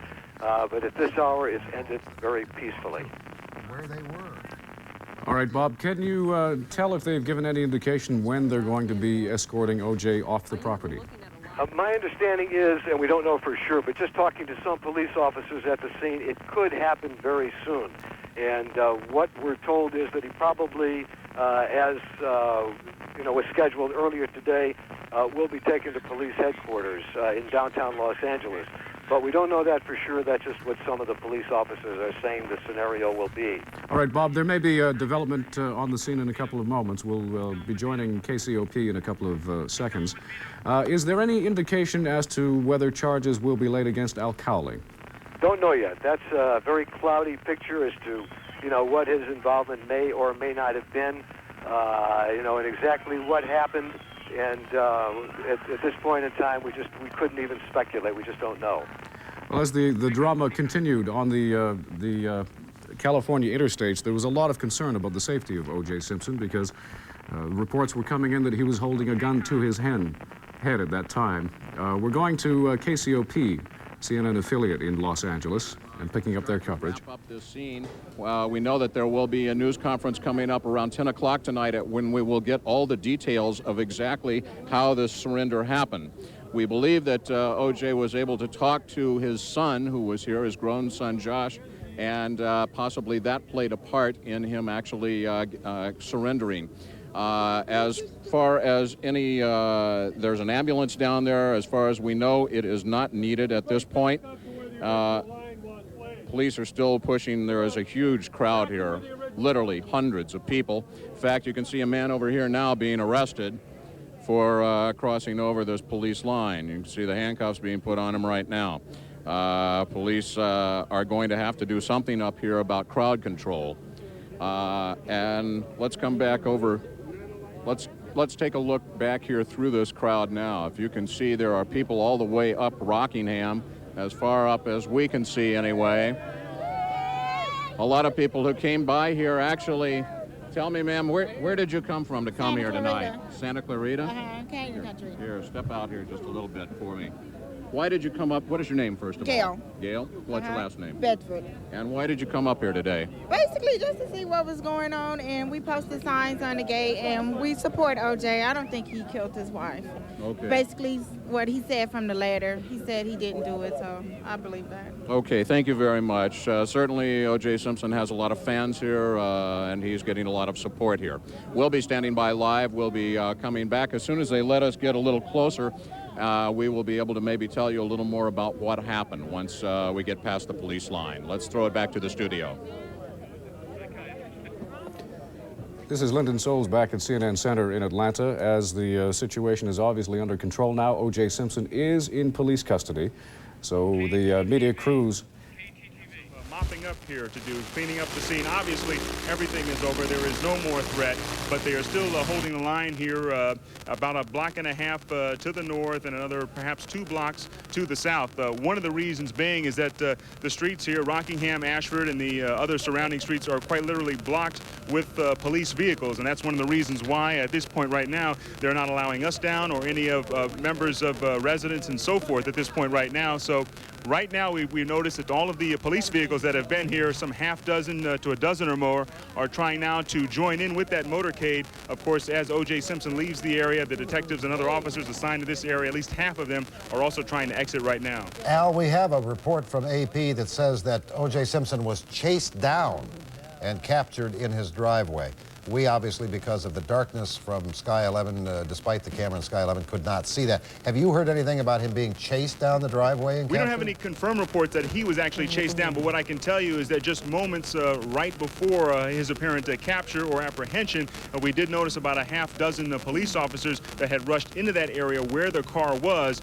Whether or not they actually had to chase him down, we don't know. Obviously, we'll find out there at Parker Center for the news conference, but we did see officers running just prior to his capture. Go, go, go! All right, that's Al Nipo near the O.J. Simpson estate in Brentwood, reporting that the crowd that we saw with Greg Weissman is apparently also where Al Nipo is, or a different part of that same crowd. If there is some movement there at the Simpson mansion, we'll go back to Al, perhaps Greg as well. Right now, Simpson is in custody, perhaps in a police car. He would be transported to one of the lockups, I guess. Right now, Rod Burnson is at Parker Center. There will be a news conference there at 10 o'clock. But what's going on right there now? I'm sorry, Rod. Christine, media is beginning to come back to Parker Center. They left for a time being. And O.J. Simpson will be brought here to Parker Center, and he will be held here until at least Monday morning, if not Tuesday morning. As Chris Harris said, they have until Tuesday morning or Tuesday to file their case on O.J. Simpson. So he will be brought here to Parker Center. He will be booked here. The booking process includes his mugshot being taken, fingerprints being taken, and he will be held in a felony section jail here at Parker Center. Rod, do they have a suicide watch or suicidal tendency cells down there at Parker Center? I know they do at the men's main jail downtown, but we obviously have indications that O.J. Simpson is suicidal. Is there protection for him at Parker Center? Yes, there is, Chris. They do have something called a suicide watch, and that means that O.J. Simpson would be kept under constant observation, or at the very least every 15 minutes. Given the high-profile nature of this case, I very well imagine that he would be kept under constant contact. Now, it used to be, I don't know if that's changed because of budget cuts, but it used to be that Parker Center Jail had a full-time physician on duty. And they always have the option, they have two options besides Parker Center Jail. Should medical authorities deem it necessary, they could take him directly to county jail, where they do have a jail ward hospital, or they could also take him to the jail ward at County USC Hospital. This is, would be dependent upon a physician's medical treatment, a physician's assessment of O.J. Simpson. In any case, he will be brought here first to Parker Center. They will go through the booking process, and then a determination will be made of where O.J. will spend the night based upon his mental and emotional condition. All right, Rod Burnson standing by at Parker Center. Thanks, Rod. Stay where you are, if you will, Rod. This is a live picture of the scene in Brentwood near O.J. Simpson's home. Chris, that car, that brown car right there is where O.J. is in. Okay. That brown, yeah, O.J. was in the back seat. I saw him just drive through. So now... Okay, we seem to have lost the audio from Greg Weissman, but fortunately we didn't lose it until after Greg was able to tell us that O.J. Simpson was in that. Are you there, Greg? South in Rockingham, just past Highview. And again, O.J. was in that car, so the best we can tell right now, apparently they're on their way down to Parker Center. Okay, and as Rod Burnson was just telling us, you see some of the crowd that was gathered there near Greg Weissman's camera position that he showed us a moment ago before we saw the car with O.J. Simpson in it. As he said, presumably en route back down to Parker Center, where the process that was... There you see from CNN affiliate KTTV in Los Angeles the resolution to just over 2.5 hours of high drama. The latest chapter. All right, we're going to join CNN affiliate KCOP, Robert Shapiro, O.J. Simpson's lawyer, speaking. And his entire staff of Los Angeles police officers who were able to resolve one of the most incredible situations in a very, very peaceful manner. I can't express the fear I had that this matter would not end the way it did. I would also, at this point in time, like to ask all members of the public to please reserve any judgment on this case until the evidence is reviewed and presented in a court of law. Thank you. Did he actually... Save his life, Bob. You came up on him, man. I was changing my battery, buddy. Well, you have to throw elbows. All right, pal, I've been sitting here working, buddy. There's Sorry about that. I work for NBC, all right? I'm sorry. I was right here. You came running up on top of me while they were pushing me on your back. O.J. Simpson's lawyer, Robert Shapiro, making a brief statement at the Simpson estate in Brentwood, California. Earlier today, he had issued a desperate plea for O.J. Simpson to turn himself in.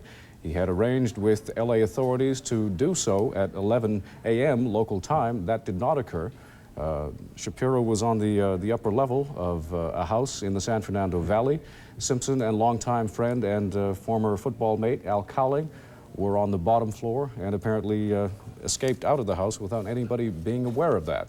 The chase picked up at 6:30 p.m. Pacific time when police intercepted a cellular telephone call inside Al Cowling's 1993 white Ford Bronco, which was the subject of about a 60-mile chase over California interstates.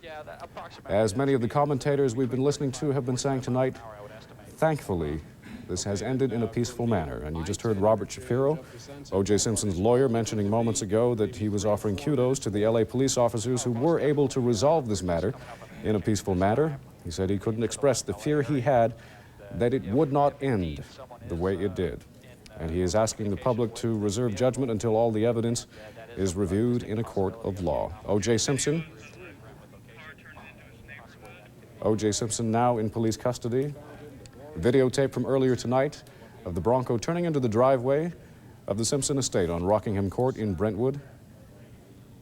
And as the light faded, as the sun went down, we were left to wonder what was going on. All we could rely on were messages being given to us by correspondents on the scene who were overhearing the police scanner radio as negotiations continued. Al Cowling first acting as an intermediary, and then police trying to arrange a telephone call between O.J. Simpson and his mother, Eunice.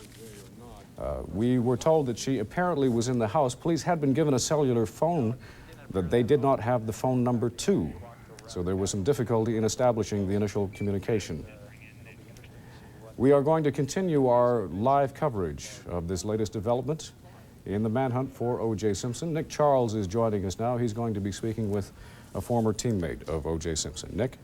Well, joining us live from Lynchburg, Virginia, is Joe DeLaMoliere, who played with O.J. Simpson in Buffalo during the apex of their careers. Joe, how do you even begin to understand the startling events of this day? I didn't hear you. How do you begin to unravel the startling events of this day and make some sense out of it, as somebody who played with and knew O.J. Simpson so intimately? Well, I don't think you make sense of anything like this. Watching it here on CNN for an hour or two, you just wonder what's going on in this country, and you know, the carnival atmosphere that's out there, and the media attention, which I understand is needed, but it doesn't make sense, and it's sad. And maybe this is going to be a wake-up call to our judicial system to cut things off early when they could have maybe 2 years ago. And maybe as a nation we'll wake up and see what's going on around here. Well, Joe, what was your initial reaction, though, when you heard the news that O.J. Simpson had been charged with murder? Oh, it was like everyone else, disbelief. And then when you kept reading about the evidence coming in, you know, like everyone else, you said, well, it must be true. And that's the way it is. That's how it is. You believe about 80% of what you hear and read in the papers. I do, at least. And, Joe, you knew O.J. Simpson. I don't know the last time you talked to him, but can you tell us that first? The last time I talked to him, we had a 20th year anniversary up in Buffalo in November, and he seemed like the same old guy. And 2 years ago, I was also in New York City, and Juice took my 2 sons and a friend through the studios there, and that was the last 2 contacts I had with him. And the same old guy I knew 20 years ago. Well, the same old guy. The composite picture we get of O.J. Simpson was a friendly, outgoing guy, lighthearted. Was there a darker side to him you ever saw?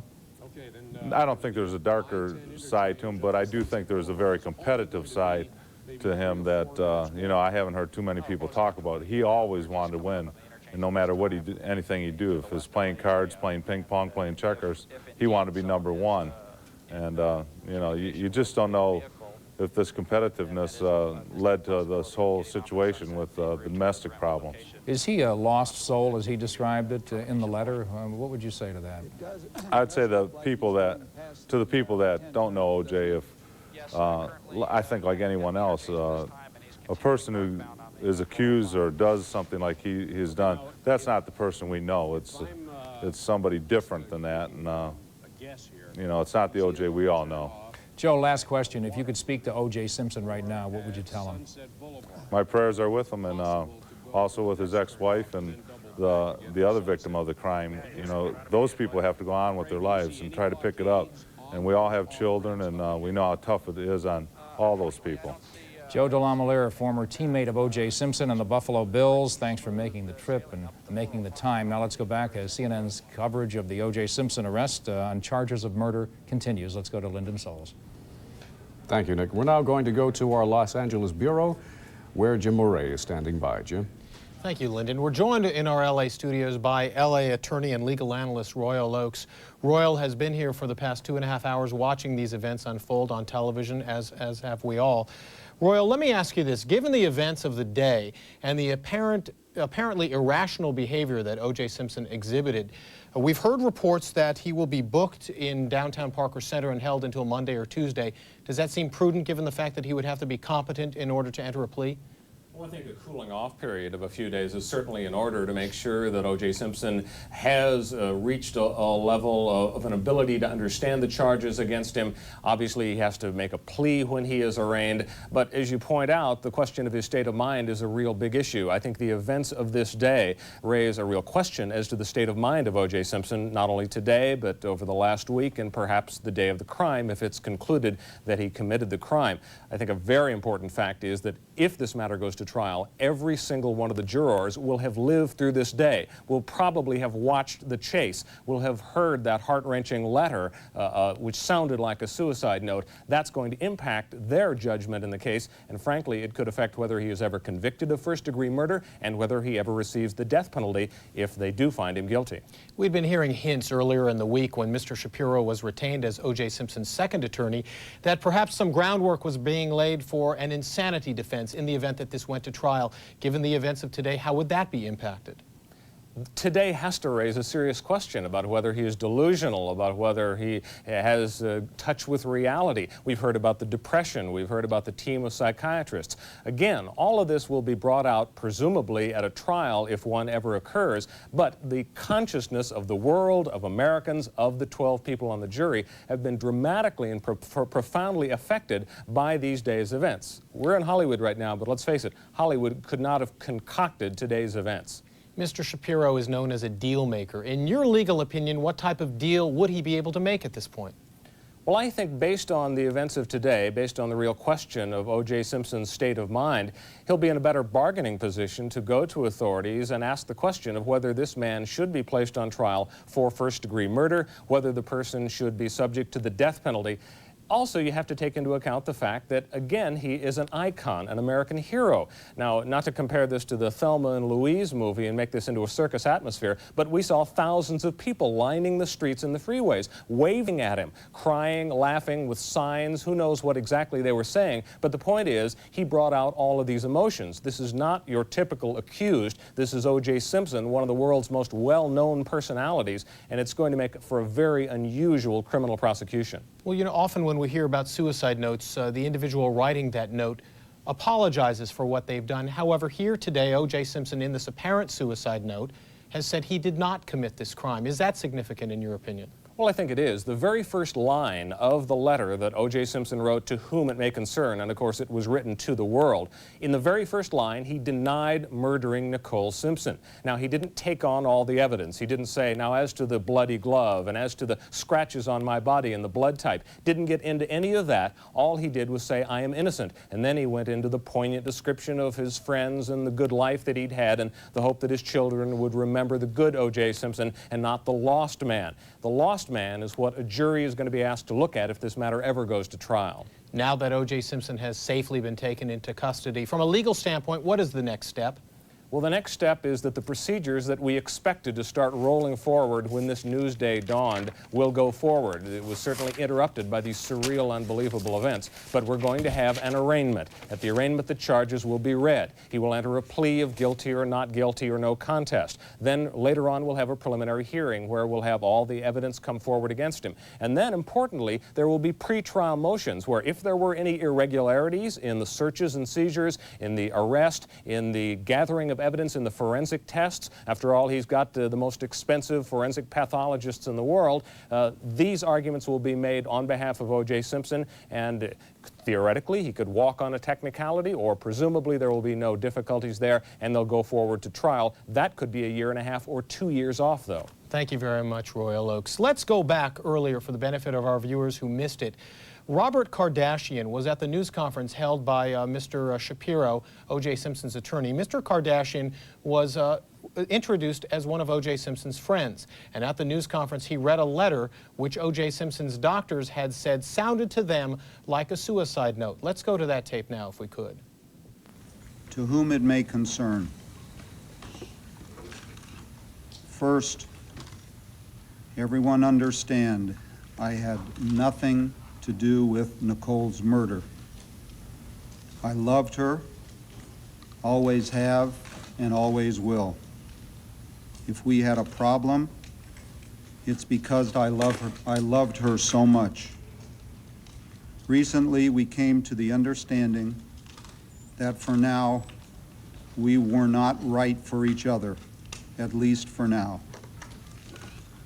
Despite our love, we were different, and that's why we mutually agreed to go our separate ways. It was tough splitting for a second time, but we both knew it was for the best. Inside, I had no doubt that in the future we would be close friends or more. Unlike what has been written in the press, Nicole and I had a great relationship for most of our lives together. Like all long-term relationships, we had a few downs and ups. I took the heat New Year's 1989 because that's what I was supposed to do. I did not plead no contest for any other reason but to protect our privacy, and was advised it would end the press hype. I don't want to belabor knocking the press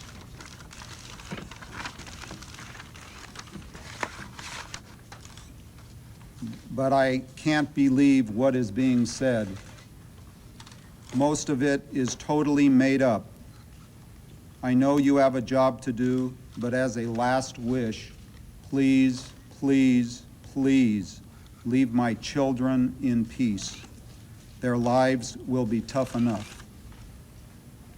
I want to send my love and thanks to all my friends. I'm sorry I can't name every one of you, especially AC. Man, thanks for being in my life. The support and friendship I received from so many, Wayne Hughes, Louis Marks, Frank Olson, Mark Packer, Bender, Bobby Kardashian. I wish we had spent more time together in recent years. My golfing buddies, Haas, Alan Austin, Mike, Craig, Bender, Weiler, Sandy, Jay, Donnie, thanks for the fun. All my teammates over the years, Reggie, you were the soul of my pro career. Ahmad, I never stopped being proud of you. Marcus, you got a great lady in Catherine. Don't mess it up. Bobby Chandler, thanks for always being there. Skip and Kathy, I love you guys. Without you, I never would have made it through this far. Marguerite, thanks for the early years. We had some fun. Paula, what can I say? You are special. I'm sorry we're not going to have our chance. God brought you to me. I now see, as I leave, you'll be in my thoughts. I think of my life and feel I've done most of the right things. So why do I end up like this? I can't go on. No matter what the outcome, people will look and point. I can't take that. I can't subject my children to that. This way, they can move on and go on with their lives. Please, if I've done anything worthwhile in my life, let my kids live in peace from you, the press. I've had a good life. I'm proud of how I lived. My mama taught me to do unto others. I treated people the way I wanted to be treated. I've always tried to be up and helpful. So why is this happening? I'm sorry for the Goldman family. I know how much it hurts. Nicole and I had a good life together.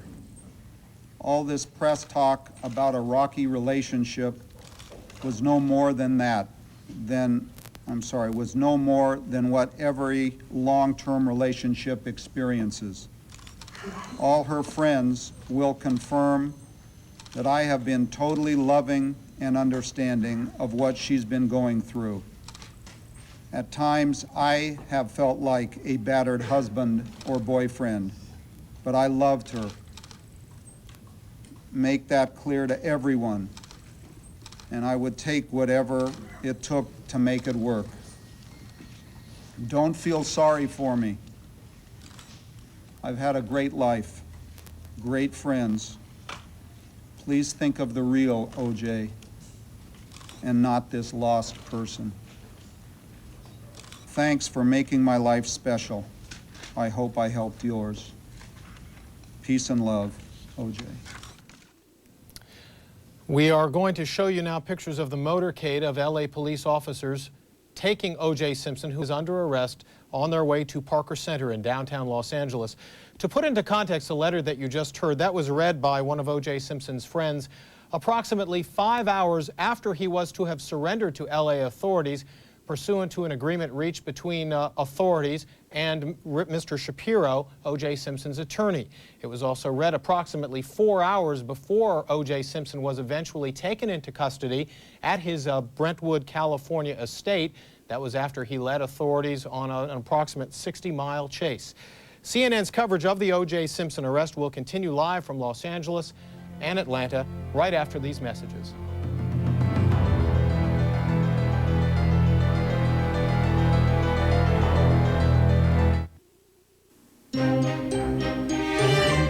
We're using high-resolution robotic cameras in order to give you a closer look at the fit and finish of our Lincoln cars. To achieve this kind of quality, we not only employ technologically advanced machines, we also employ dedicated people who bring to Lincoln a craftsmanship that can't be duplicated by a mere machine. Sorry, fellas. Lincoln, what a luxury car should be. For all the do-it-yourselfer dads out there, Sears has the largest selection of tools for Father's Day. Like this 54-piece Craftsman mechanics tool set, made in America, guaranteed forever, only $39.99 including case and Sears exclusive quick-release ratchet. Or this Craftsman 3-drawer rally box with tumbler lock, also $39.99. For thousands of gift ideas you can work with this Father's Day, make it Craftsman tools. Only at Sears, bringing America's best to you.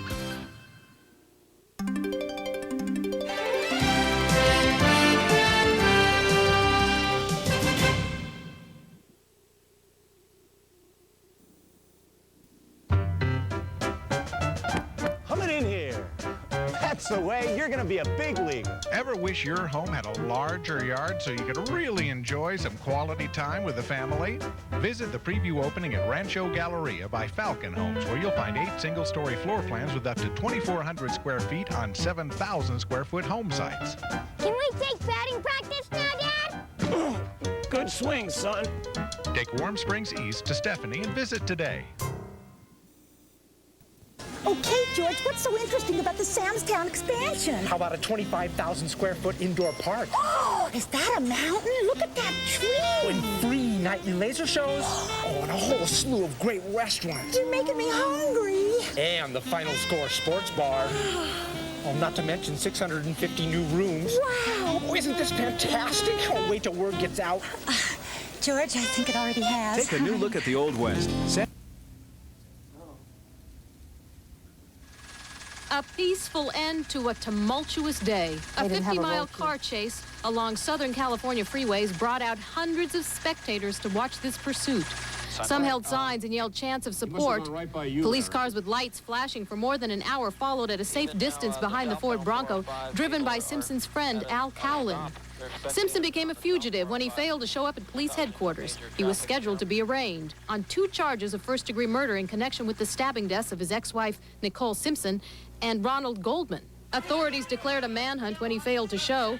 District Attorney Gil Garcetti was red-faced and angry when he met the media, but also emphatic about the crimes. We will be treating this case as a first-degree murder case with special circumstances. At a news conference, Simpson's attorney Robert Shapiro made an emotional plea for Simpson to turn himself in. One of Simpson's old friends read a letter intended for the public left behind by Simpson. Recently, we came to the... Simpson's attorney was at O.J. Simpson's estate when he turned himself in, and he expressed extreme relief that the situation ended the way it did. Reporting live from Los Angeles, I'm Linda Joyce. David, back to you. Linda, what of Al Cowling, his longtime friend, the one that took him on this long trip today?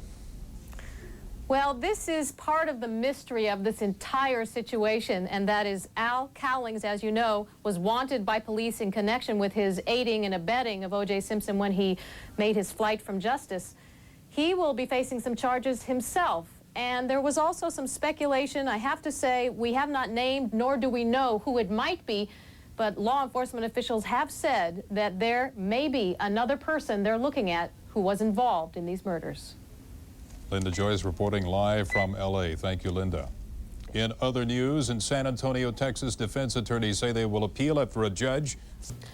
Our Jane Wells is down on the ground in Parker Center. She is live. She's going to join us by telephone right now. Jane, what are you seeing from your vantage point? Actually, I'm on camera. Do you see me?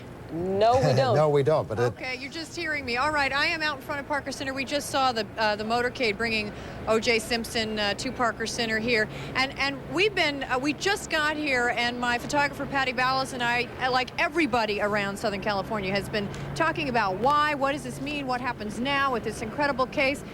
The man can't possibly expect to get bail at this point, and then we're wondering, of course we don't have a legal expert with us right now, do we, by any chance? No, we don't. Because I'm wondering about the chances of, well, I was under medication, I wasn't thinking straight, or even using even using possibly some sort of insanity defense for the entire thing. I mean, he's obviously acted crazy today, and one might argue he might try and use that for what happened if he is, of course, depending on what sort of defense he puts up.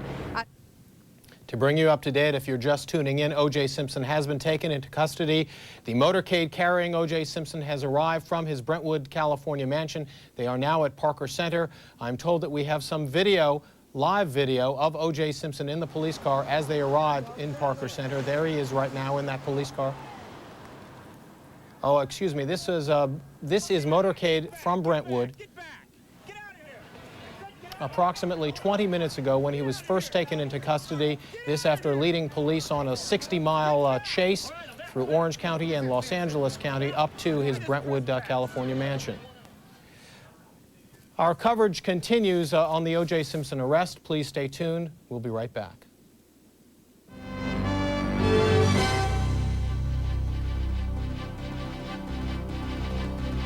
Police headquarters here in Southern California. He was seen in the back seat of one of the police vehicles as he came in. There's no indication from the video how he was feeling at the time, but he had been severely depressed all day.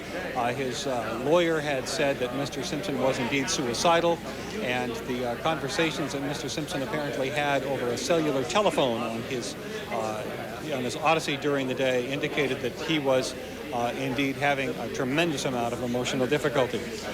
The odyssey took place over Southern California from Orange County through Los Angeles and concluded at Mr. Simpson's home in the Brentwood area, and it did conclude peacefully.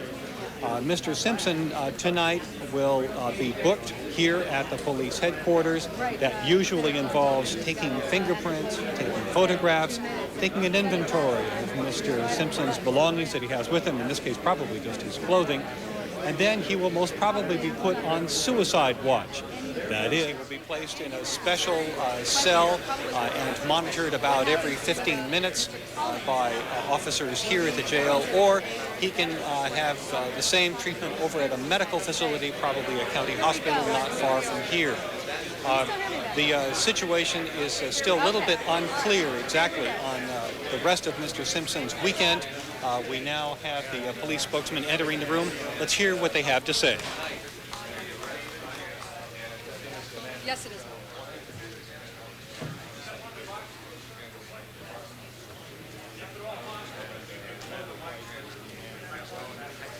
Okay, how's that?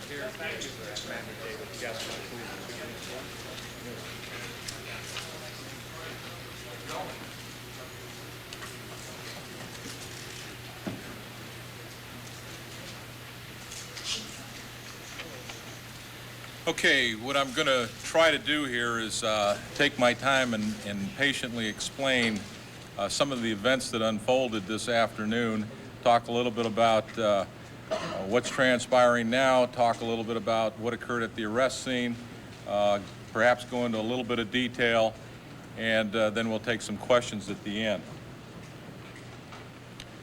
First, as you all know, O.J. Simpson is in custody. He's been transported here to Parker Center. He is being booked and processed. That'll include prints, mugshot. Those kinds of activities will occur here at Parker Center. He will then be transported to the Main Central Jail, LA County Main Central Jail. And we're very grateful to Sheriff Sherman Block for allowing us to do that. It'll make it certainly much easier on us here at the LAPD in the way we manage our jail facility. Also, AC Cowling is being booked for 32 PC, felony, $250,000 bail. He is being processed here at Parker Center. He will also be transported to the Main Central Jail, LA County Main Central Jail. And again, we thank Sheriff Block for that.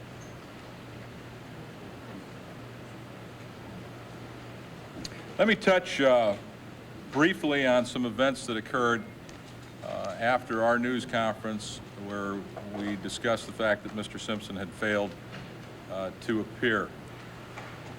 Obviously, the department sent out an all-points bulletin. We notified not only all of the Los Angeles Police Department officers on duty through radio transmissions and teletypes.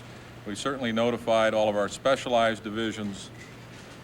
We also notified Los Angeles County Sheriff's Department, the California Highway Patrol, all of the local and regional law enforcement agencies. We also immediately contacted the Orange County Sheriff's Department. Very concerned with the possibility that Mr. Simpson would respond to the residents of one of the victims. We also were very concerned about the welfare of the children.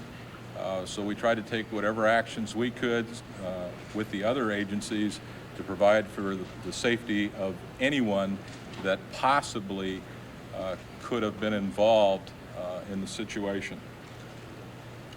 It also resulted in the deployment of police resources from other agencies, very responsive, very cooperative, and we can't say enough good things about all those agencies that responded immediately as things unfolded.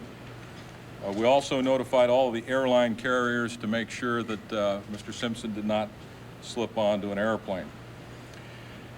We started receiving many anonymous phone calls.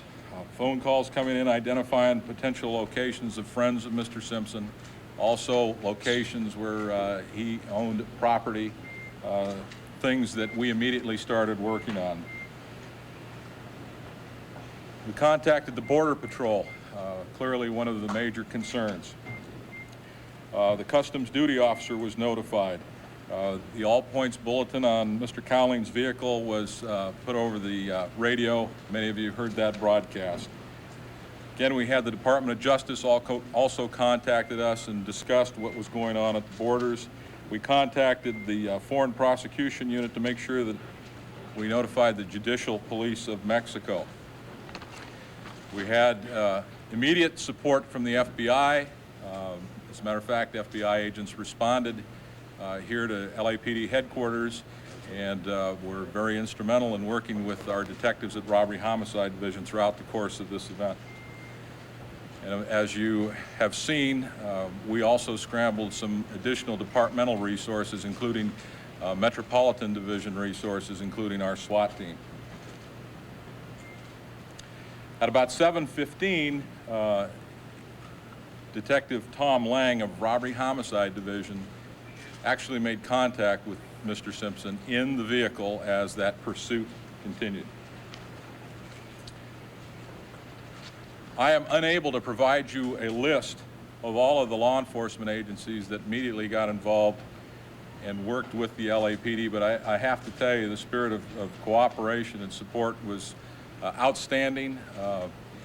It's something that I think all of us can be very proud of, that we have so many agencies that are so quick to respond, to assist each other in this kind of a situation. I'd like to take a moment to also thank the news media. This has been a very difficult situation for all of you. I recognize the competition is incredible. I know the pressure you're under. I know the pressure your bosses are under. I think, as I indicated, these are very difficult times. The judgments are tough, but we felt that we received very good cooperation from the media throughout the course of this. And also all those citizens that came forward. That was very important. They provided some assistance to us, things that will help us in the case itself. Let me talk a little bit about what occurred in the pursuit.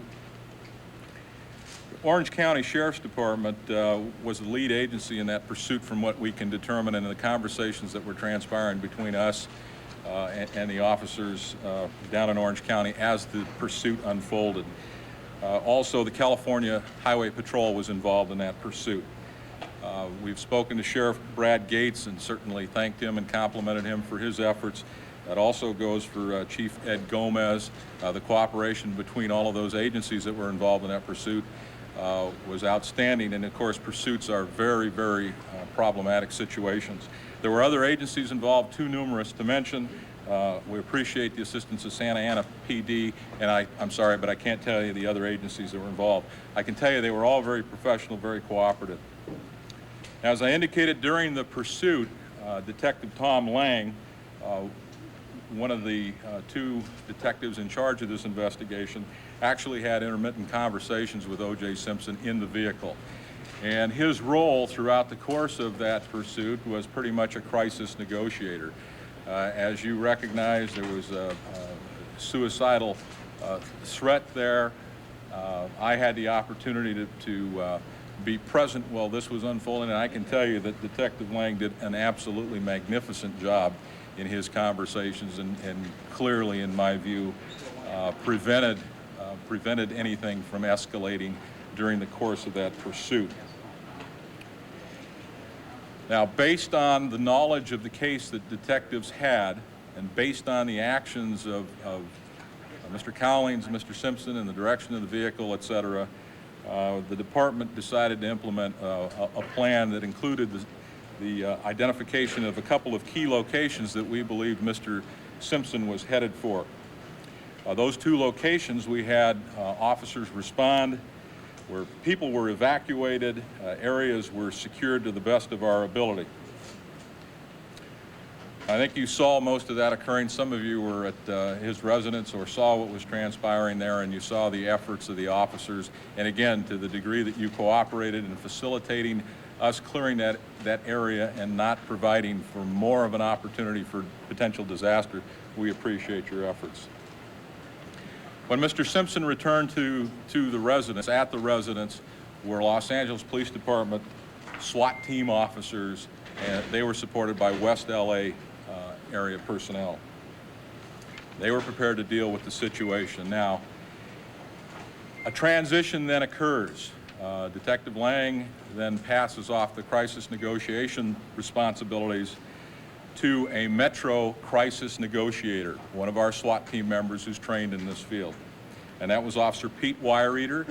He was supported by Officer Greg Wells. Both skilled negotiators, both handled this situation under the direction of Sergeant Mike Albanese, who is the CNT supervisor.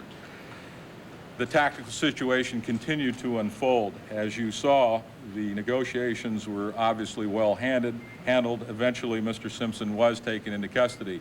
How that occurred was as follows. Cowlings exited the vehicle. You saw him walking around. He eventually walked into the house area. He was taken into custody. He was very problematic, which you saw at the scene. His agitated state, his activities certainly made the situation worse, and it was something that the SWAT negotiators had to handle, and they successfully neutralized that threat to their efforts. Eventually then, Mr. Simpson was also induced to leave the vehicle and come into the house. He came into the house carrying a family picture. Now, during the courses of the negotiations, As the negotiator tried to finesse Mr. Simpson into giving up, he asked him if he couldn't come into the house, try to relax. He'd have an opportunity to sit down, call his mother, have something to drink, visit the restroom, etc. Mr. Simpson eventually did come into the house. He was taken into custody. He was searched, and then he was allowed to call his mother, visit the restroom, and had a glass of orange juice. The officers then searched the vehicle, and a gun was recovered.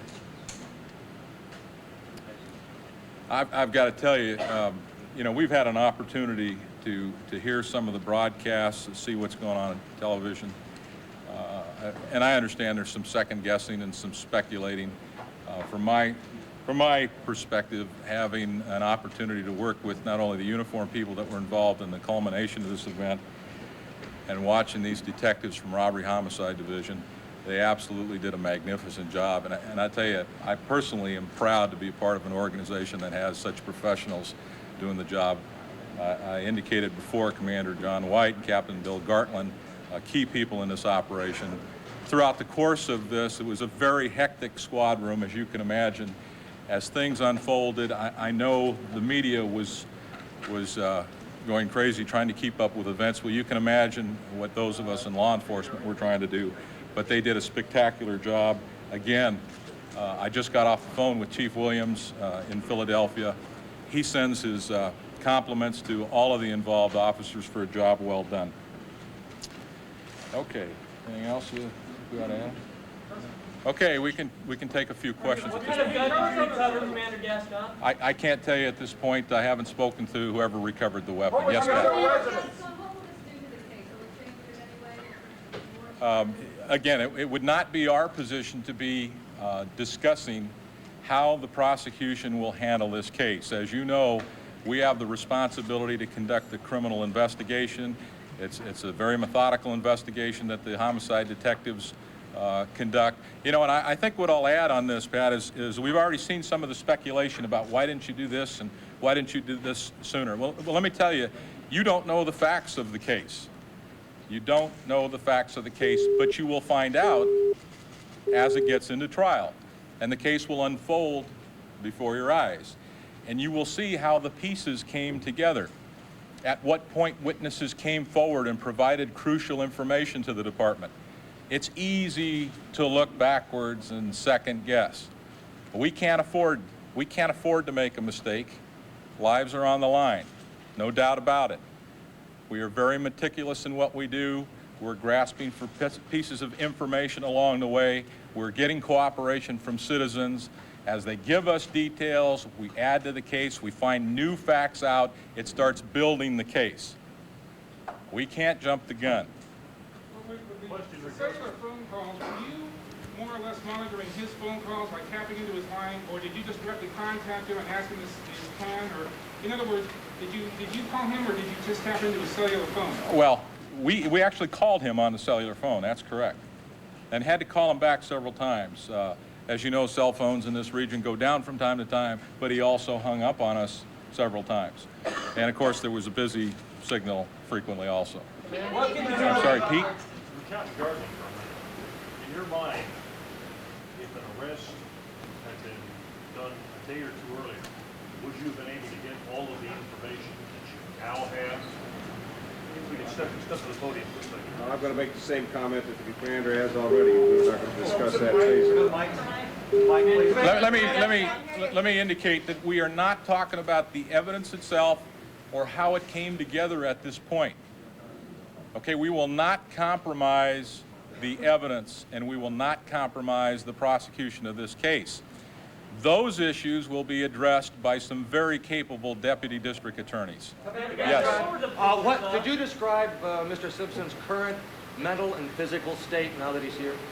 Well, to the extent that I'm informed on it, he is certainly healthy.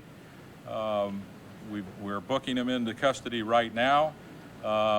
I'll leave you to speculate on how he feels about the circumstances, but clearly he was cooperative with the officers once he entered that residence and has been cooperative throughout the aftermath of the arrest. Yes, David? What was he doing with the gun? We had heard reports he was holding it to his head as they were driving on the freeway. Yes, I've heard the same reports. Can you, Yes, Bob. can you confirm them? Confirm those reports. Well, We just have what information yeah, we have. yeah, we're following what you were doing, and that was part of the invaluable assistance that you provided. Yes, Bob. Confession, or did you make any statements to the police when he was taken into custody? Again, statements would be part of the evidence. We would never comment on what those statements were. Yes, sir. How do you ensure this man's physical safety tonight, and why won't you take him to Canada USC psychiatric examiner? Well, because of the support of the Sheriff's Department, we are able to hand both of the suspects over, and they will be provided for. Now, we are very concerned about the possibility of Mr. Simpson harming himself.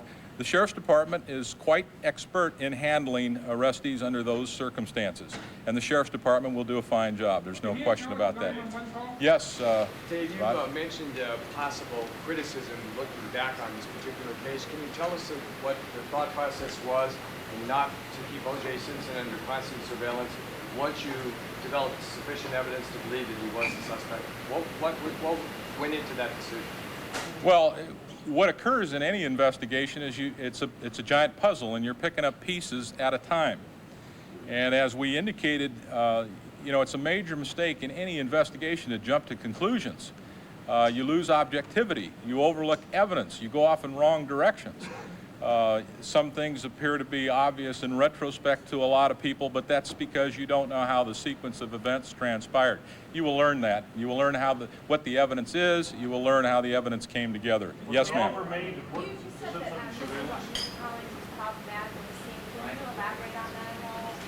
Well, obviously, we were trying to defuse the situation and immediately take Mr. Simpson into custody without him taking his own life or jeopardizing the lives of police officers. And I'm not going to comment further on Mr. Cowling's activities because those will be part of a case presentation that we will be making on Mr. Cowling's. Yes, ma'am. Can you say whether Mr. Cowlings aided or hindered the situation this afternoon in terms of his demeanor? Was he helping you guys or hurting? Well, first, Mr. Cowling's activities were criminal.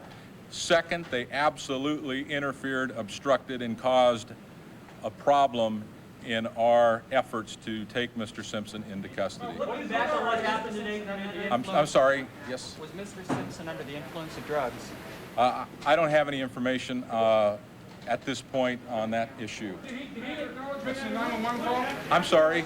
After all that has happened today, and the agreements that were not adhered to by the defendant in this case, did the Los Angeles Police Department learn anything about what should be done in these high-profile cases about arranging surrenders? What did they learn? What did the Los Angeles Police Department learn? Well, you know, I'll leave you to evaluate what transpired based on statements made by Mr. Garcetti, Mr. Shapiro, and any other person. I find it strikingly hypocritical that you would have many attorneys, some renowned attorneys, taking to the airways at this point, second-guessing and pointing fingers and all that. It's common knowledge that suspects surrender to police departments all the time. Now, let's move that aside. From the standpoint of this agency as a professional organization, we always evaluate what we do, and we learn all the time. We're not too proud to admit that, but at this point, we're not prepared to say that we did anything wrong in our handling of this case. And as I indicated, the opinion of Chief Williams and certainly the opinion of many of the professionals involved in this organization that are close enough to know how the event transpired, how the sequence of events come together, we think this is an exceptionally well-handled case. Yes, sir. What was it that induced him to surrender? What finally brought it about? You know, you have skilled people work in a crisis negotiation team. They have hours and hours of training. They also have experience. Contrary to some of the things that you may see in the movies, et cetera, in the Los Angeles Police Department, we are always looking to diffuse a situation without any kind of injuries or gunfire of any kind. We think a successful conclusion to a hostage or a negotiating type situation is for the suspect to be taken into custody without any injuries, and absolutely no injuries to potential victims or officers. Commander. In this case, it worked absolutely well. Commander. Yes. Can I ask you, why were the handcuffs taken off O.J. Simpson on Monday, and who ordered them taken off? Well, you know, again, I'm not going to address any of those rumors. I've heard those rumors about the handcuffs. We allow, you asked the question. If you want me to answer, I will. If not, we'll go on to the next question. We leave discretion to people at the scene. That they get paid to make decisions. In their opinion, at that point, they thought handcuffs were essential. Eventually, they felt they were no longer essential. Now, no one came in and said, oh, we ought to change this, and nobody from way up on top ordered that somebody take handcuffs off. We are dealing with seasoned professional police officers. They responded to a double homicide. It's a horrible crime. We know somebody is a murder suspect. We're not sure who it may be. We're not sure about weapons. We're not sure about a lot of things. One thing that we allow our officers to try to make sure of is that they get to go home in one piece at end of watch. Mr. Levin. Have you determined whose gun that was or where it came from? No, not yet. We have not. Let's see. Yes, sir. You haven't asked. Assuming now that O.J. is a fugitive suspect of a brutal double murder, and he's taking the city on a joyride over the freeways, was he given kid glove treatment as opposed to any other suspect in the same? Are you talking about the conduct of the pursuit? Right. I thought the pursuit was exemplary. During the course of a pursuit, we never do anything to jeopardize the motoring public, pedestrians, people that could be potentially in the background. We have to be very cautious. We have to be very responsive. The last thing we want to see happen is that some innocent family is killed during a pursuit. These officers that were involved in this pursuit deserve absolute praise. I have time. I'm sorry. Did you have a question there? Exactly how did you locate the car? I'm sorry? Exactly how did you locate the car containing the pursuit? Well, I don't even have personal knowledge of that. I know one of the other agencies picked them up first. And by the time we hooked up, we were receiving information from you people in the media. We hooked up with the involved agencies from Orange County and the California Highway Patrol. I'm sorry, I'm going to take one final question. Commander, can you please tell us what his state of mind was when he actually walked into the house and was arrested? As I indicated, I can't tell you exactly what his state of mind was. He was cooperative, he was responsive to the officers, and has been in the aftermath of the arrest. I want to thank you very much again for your cooperation. Have a good evening. When is the arraignment?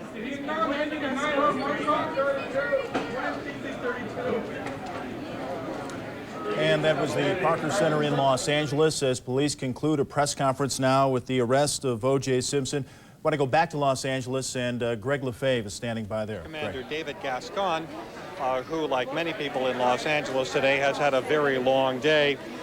He said that both Mr. Simpson and his friend, A.C. Cowlings, are in custody tonight, that his friend, Mr. Simpson's friend, Mr. Cowlings, will be charged with what is referred to as 32 PC.